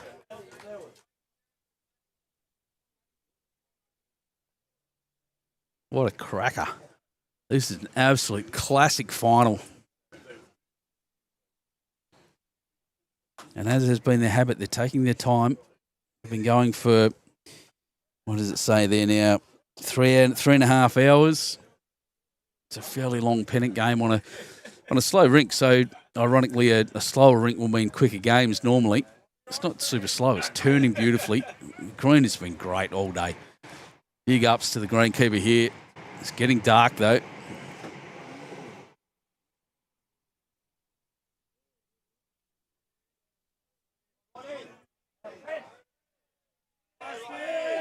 Oh, big cheers next door. Big set of white bowls, just carries the jack through. Penrith, big advantage there now. Same as Camden's got it on this rink, but they're only holding one. Look at the head. That's it. I almost throw a towel over them all.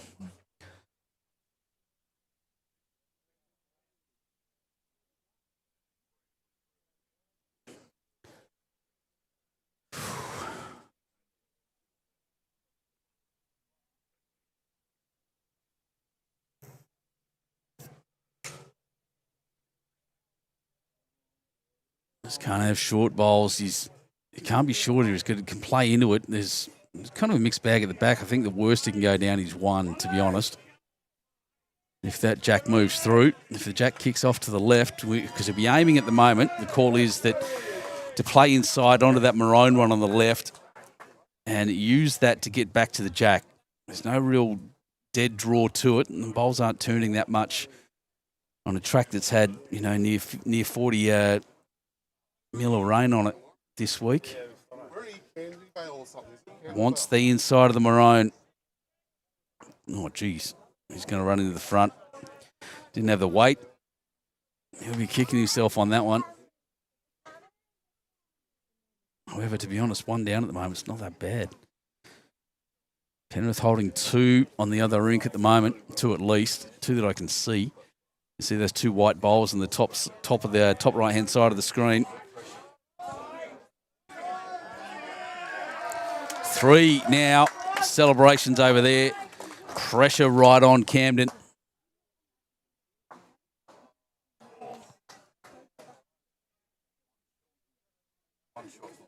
Skipper's playing in the opposite direction to each other. Turt's playing on his forehand, on his backhand, looking for that wing bowl. They've identified that they can afford to be.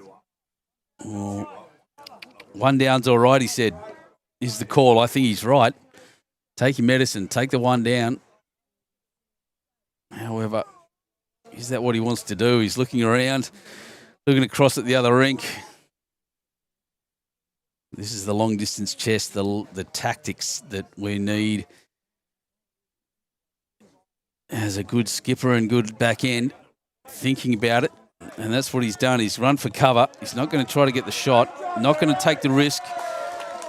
Hasn't quite got to where he wanted to, and I think left it short about 2 metres, in fact. Big bowl. Multiples needed. How's he going to find them?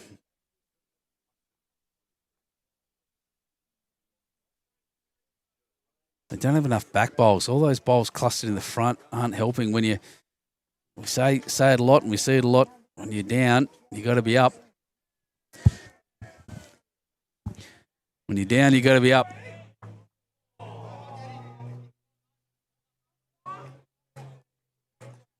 I think Skipper's to go next door, but Penrith holding 3, maybe 4 on that rink up the top.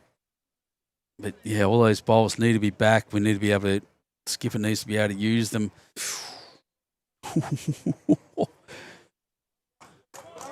You're welcome, Kevin. That has been good, but there's one to Camden.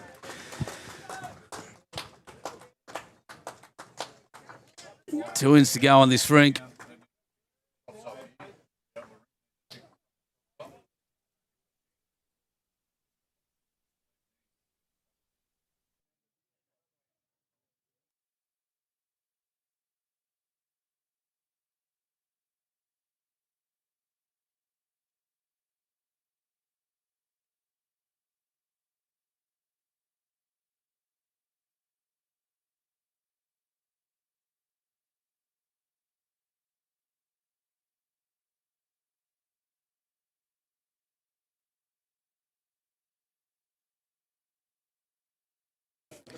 Just talking to the guys here, we're just saying, you know, short bowls, they can't score multiples for short bowls. Camden need multiples at this point. 57-52, 5 shots in it with 2 ends left. Can be done, but at the rink next door, if you see it on the left-hand side, I'll actually drag this camera across it so you can see. Penrith holding a whole bunch there. That head and everything short, except for the Penrith bowls. That end, from a Camden point of view, has got to be killed so they can start again.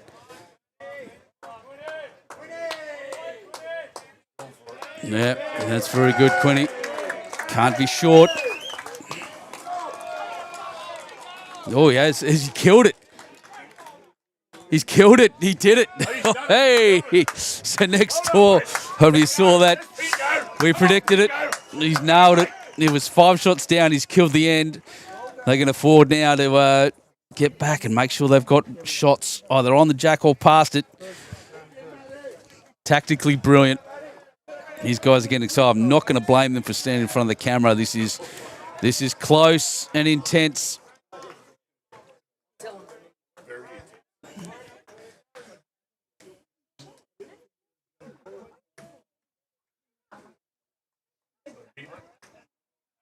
That's a far better shot too from the Camden lead. That's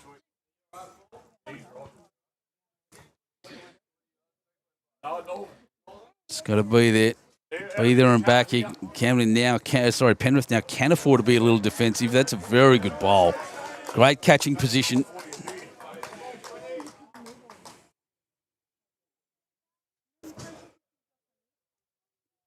Going to rise to the occasion. The Camden skipper over there, I don't even know who it is. Michael Pinkerton. That dead end could be one of the most important things he's done in a long time. If this game comes to a win now to Camden, that is the shot that did it.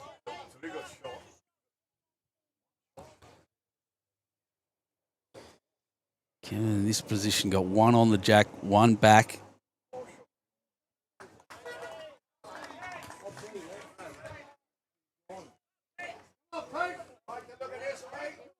Oh, excitement from the Penrith crowd here. They like the look of it. Well, it's a good second. It'll be an important bowl again. Every shot vital.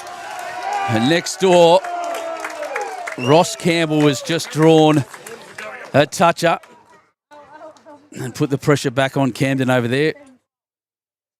His first one ran short. His second one certainly didn't. This where leadership comes in too. You go to your team and express, do not be short. Always hit that and run it through, but he's got back bowls. Back bowls are big. I can tell you now, they're one of the smartest things I've ever seen. I still talk about this. Was up in, I don't even know what the competition was. It was up in, I can't remember now. It was up at Foster though, and I saw it was the regional interzone. And the team was 5 shots down. They stacked the back, and the skipper ran the jack back through, and they got the 6 shots to win it. And that was one of the smartest plays I've ever seen in my life. Created a cluster of bowls at the back and trusted the skipper enough to move jack. They can do it here, Camden.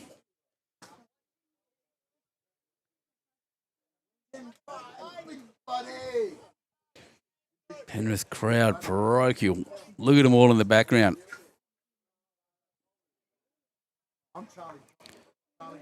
Zoom this out so you can see all around this rink.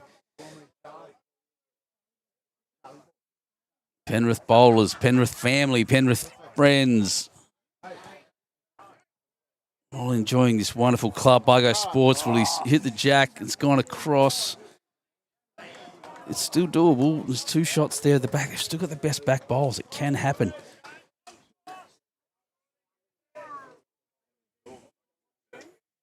It's time to be brave.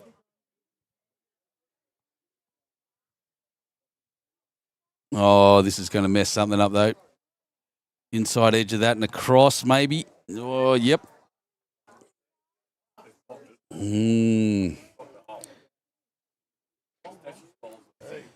Lots going on. Ian Shorter. Thanks, mate. Appreciate that very much. What a great game we've watched. I appreciate your words very much, actually. That's great. Thank you. But what a game. It's easy for me when the game's this good.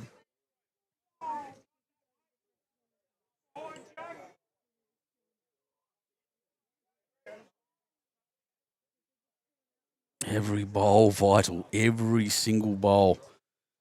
His first shot was wide and short. Exactly what he didn't want. This one has hit the jack. It ricochets around. And what does that do? It's just the one, I think. Maybe two. Down one. Maybe it didn't help. 1, 2, 3. They got the 3. I don't know. It's tough. In shorter.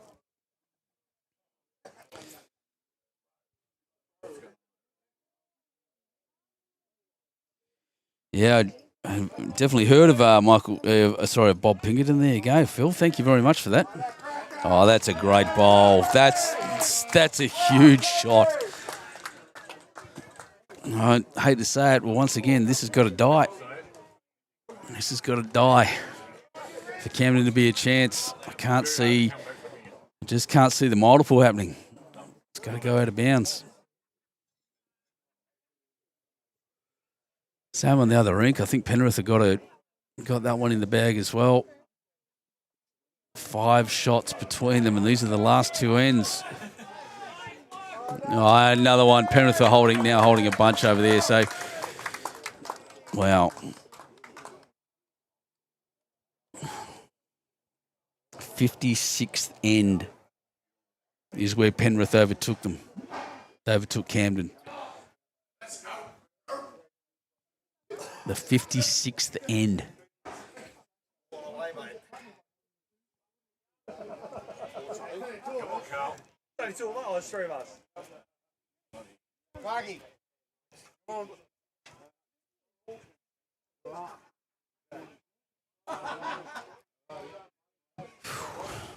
Yep, death is what he's aiming for. He wants the jack.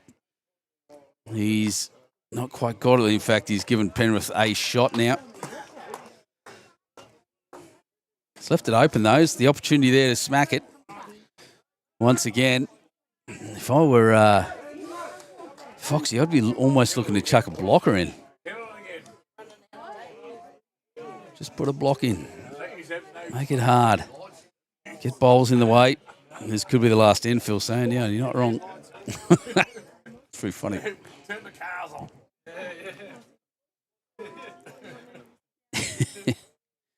Last end on 2 rinks, in fact. I'm just watching Matthew Panowitz there taking his time, as is his right. It's 5 p.m. This game's been going a long, long time.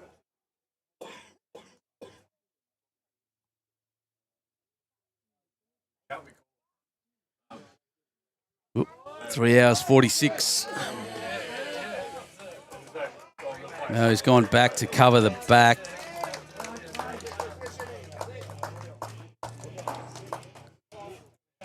The big question is, if I was Foxy now, every bit of time that's wasted is actually good because he can watch the next door rink.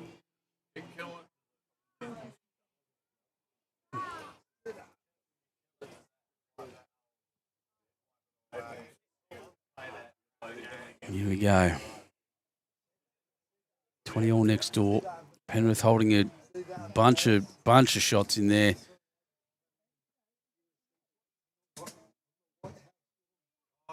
Huge bowl, looking for death. Very precise. Very precise way to put the bowl in his hand. Taking lots of time. Here it goes. Very positive. Wants the death. He's pretty close. He's going to miss it wide. That is the final shot. Well, there's one bowl to come.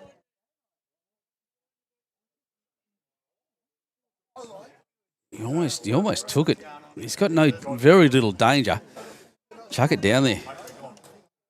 Guarantee it. Put it out of reach. 2 bowls to come on the other rink. The other rink's fucking holding too,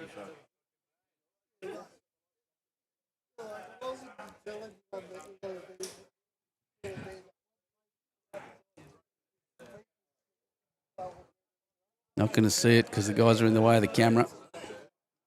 Nah, it's dropped short and out of the way.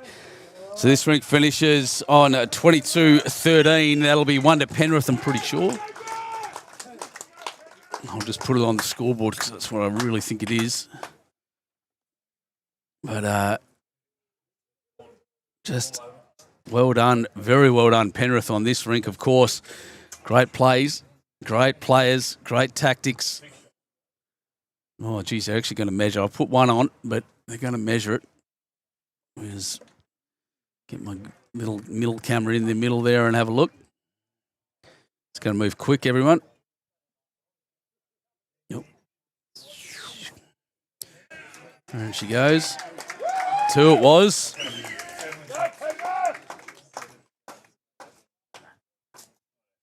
Which means 7 shots required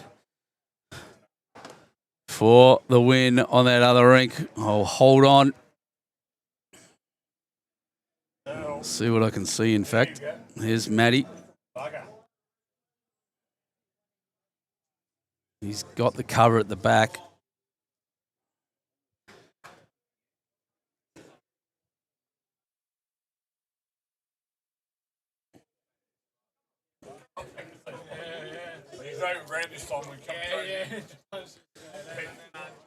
Once again, this has got to die. They need 7 shots to tie it up and go out for an extra end. It's pretty dark out there. The camera's showing it a lot brighter. It is really, really dark. At 5 o'clock.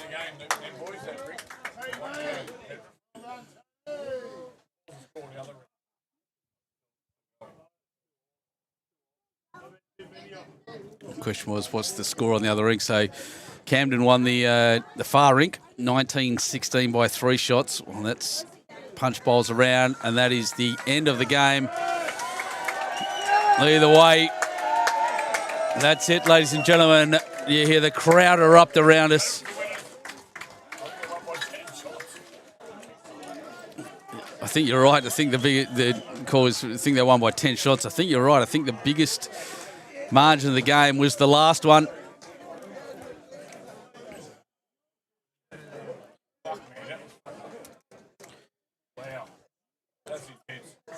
That was as intense a game of pennants that I've watched anywhere. How good was that, Pete Williams? Yeah, we've had a blast, mate. What a time! What a game.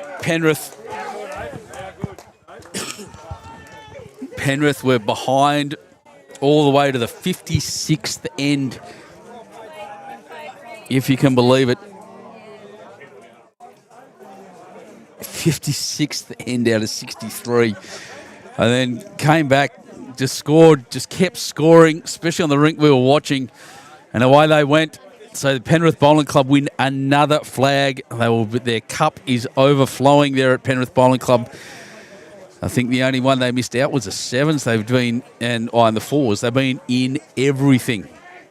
What a club, building that massive culture of success at Penrith. So a few thank yous. Thank you very much to everyone who watched. Every one of you. Can't believe it. We've had thousands of people watching today. It's been a brilliant Sunday for lawn bowls. Well done, Bargo Sports. What a club. What a place to be. Just go and make a comeback, damn right. Heidi, you're more than welcome, mate. What a day for the Riff is one of the calls I heard from just next to me. That's just brilliant. We're going to bring the table out and present the pennant. And how's my remote microphone? That's a good question. I don't have my remote mic, so you're not going to hear it, but that's just extraordinary. I'm a little flabbergasted what I saw. Well done, Matthew Panowitz. There he is there, the big fella in the black jumper. He's backed up, played 2 games, played clutch bowls in the middle of that game to bring them all back. That's fantastic. The celebrations are off here at Bargo Sports. So well done to all the winners. Well done to the Nepean Highlanders for a great competition all year. It's been absolutely remarkable. Well done, happy for yesterday. Thanks for passing the baton. I'm excited I got to watch this one.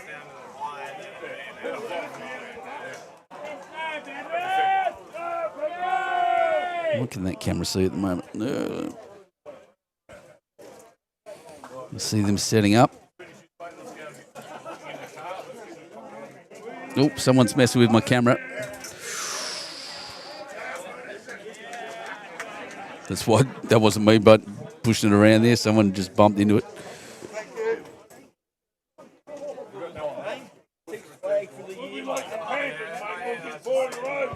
There's Floody there. What he and his committee have done for the club. Extraordinary. Trent Whittingham, I know you're still watching. Everyone out there at Penrith Bowling Club. How about that? It's been a huge day for you guys. Huge day for Penrith Bowling Club. The Patriots essentially cleaning up pretty much. Club of the year and well deserved. What a ripper. Right. Well, guys, I don't have the camera, so I'm not going to be able to do much, so I probably won't watch the flag presentation. In fact, it's getting a bit dangerous out there, so well, maybe I will. Maybe I'll leave it there for you. I might go quiet for a sec, but I'll leave that there for the presentation. If anyone wants to watch the flags go through to the correct people. And if I don't come back, guys, I've been Benny Two Shoes. Thanks to Aero Bowls, broadcast partner. And thanks so much for joining us, everyone. What an amazing weekend of bowls. It's been an absolute pleasure bringing it to you. My next gig is next weekend at Husky Sports for the Pacific Pairs, or White Sands Pairs, my apologies. Yeah, all the action from down there. It's a great club, I promise you. It's my club. And I'm really excited to be doing that as well. So let's go. Well done, Penrith. Yeah, cheering and yelling. Enjoy the presentation.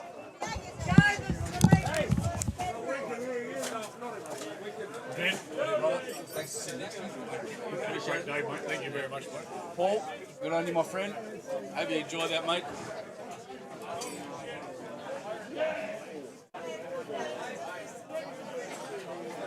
Hey, guys, tell them to get through, please. And in front of us, watch your backs. Watch your backs. Thank you. Thank you.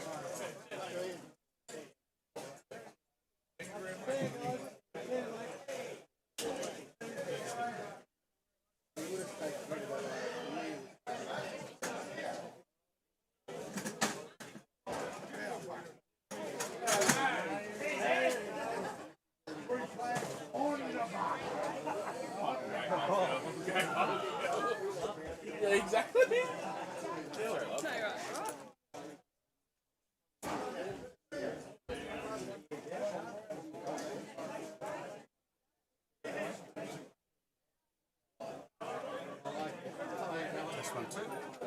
Oh, it says that we're on. I might even be able to clip this up, so I'll just wander over here to...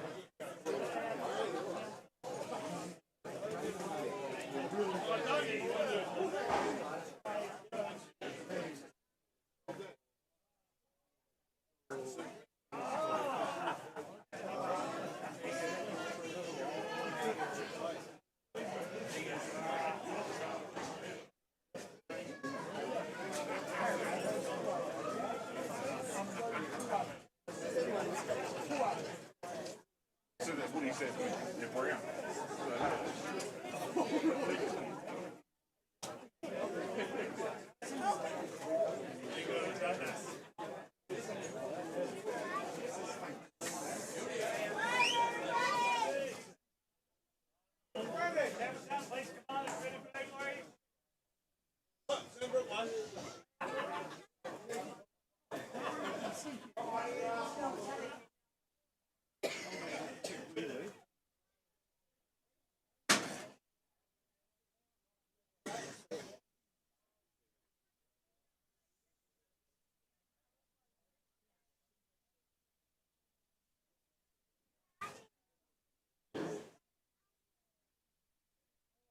Everyone today, it's been a great day, from the bar staff to the kitchen staff. as I said, all the supporters that have stayed, and you know, it's fantastic for our region. It's just growing. Without further ado, I would just like to congratulate Windsor on making the final. Well done. I'll get the manager of Glenbrook to come and announce their team. I forgot. Do you want? I forgot you did. He doesn't know his team. Right. Go get Brad and Brad. One at a time. Brad Williams, Brad Farlow. One at a time. Brad Williams. Brad first. Well done. Thank you. Well done, Brad. Cheers, thanks, Mick Devine. Well done, Mick. Jack Williams. Well done, Jack. Shannon Slap. Well done, Shannon. Congratulations. Still there, mate. Nice. The whole team's coming out. Thank you, that's me. Your daughter might love to see her dad again. Thank you, Dale. Mick Jeffries. Congratulations. The sensational Lisa Cook. Congratulations. Well done, mate. Wrinkle Toes Bowman. Just watch that one. Congratulations. Casper the Ghost. Andrew. Bobby Congratulations. Coleman. Guru. Guru. You're doing a great job, mate. Thank you. Suki.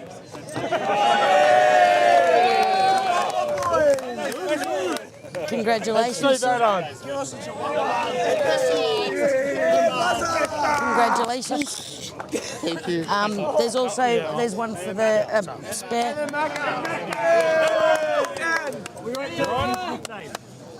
What it's about. There they are, ladies and gentlemen. Grade 4 winners, Nepean Highlander Bowls.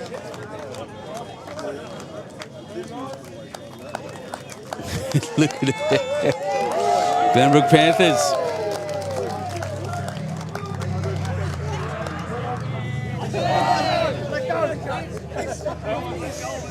Well, there's your number 4s. Ready for a bit of a rowdy celebration on its way from Penrith coming up. Thanks, Tanya, All right, here so for... now we're going to do the grade 3 flag, which was actually a cracking game by all. So that was Camden Men's and Penrith. Congratulations to Camden being the runner-up and making it to the final. Well done. And I'll call their Penrith manager, which is Milton. I was told, wherever he is. Where are you, Milton? Where are we? There, start from there. There's your teams there. Righto then. Milton there was on the scoreboard all day. Congratulations, then. Hey, Bennett!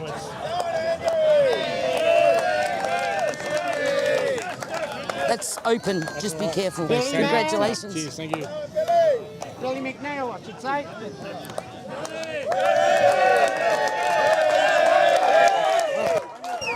Congratulations. Thanks very much. And Terry Penowitz. One of the 3 Panawitzes out there today. Thanks, mate. Well done.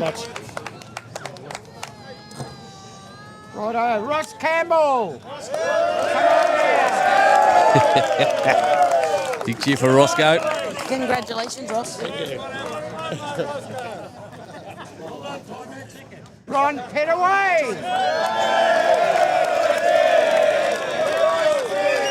2 badges in one day to the Iceman. Thanks. Congratulations. Yeah, a few of those in there. She said 2 badges, exactly right. And we And got there's Spike. been a couple of changes, as we said. A few overseas trips, some scheduling issues, but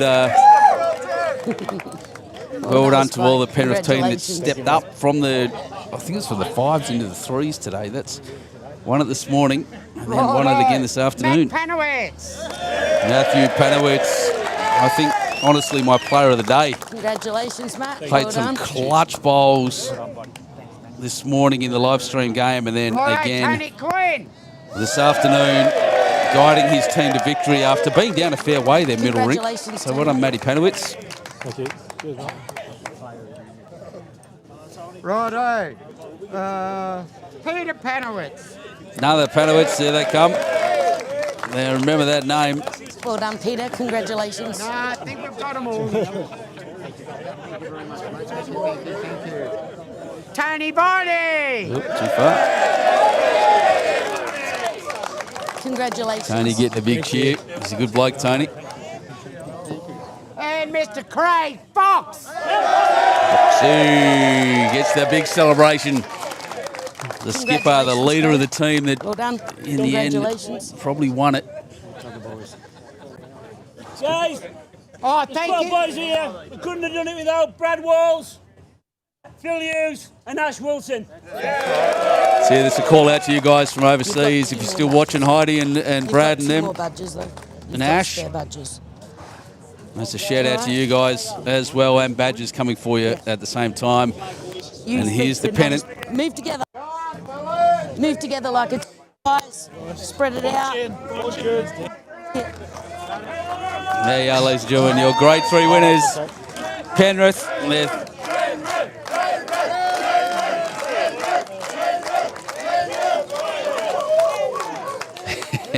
3 flags for this team. 3 flags for this club going home with them on the bus. A big shout out to the crowd. How good's that, ladies and gentlemen? I'll turn them down. That's a heck of a celebration. We'll be here and it be held at the Penrith. Big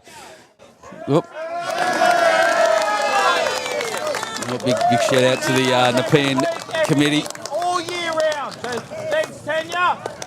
Yeah, well done, Tanya. She is one of the greats, one of the great regional administrators. And Bargo. Right. Thanks to all you guys. Congratulations. Enjoy your trip home on the bus.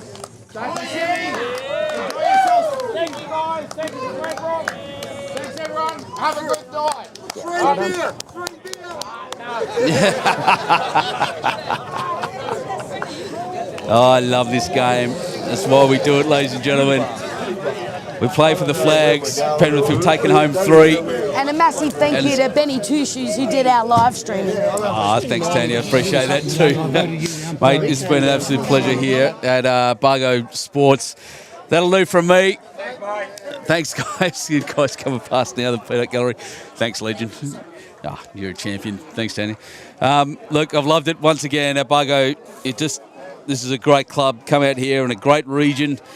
And very competitive. Well done once again, Penrith and everyone involved, every finalist. Glenbrook, good on yous.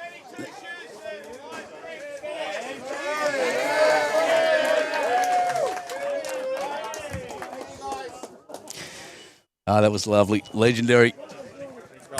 Thank you, my friend. Absolute champion. Right, listen, I'll organise that Yeah, awesome. Thank you. I'm just taking bookings while I'm here too. Calling Gatter for the police games. Bring it on. Anyway, look, I'm done, guys. That's me. I've got a long trip home. And just frankly, it just doesn't get any better. So thanks so much, everyone, for joining us. Once again, at Bargo Sports, congratulations. Everyone that played in these finals, they're not easy to get to. And anyway, I'm Benny Two Shoes. I'll see you next weekend from Husky Sports. And until then, on YouTube Live Sports, it's been a wonderful weekend. I'll see you next time.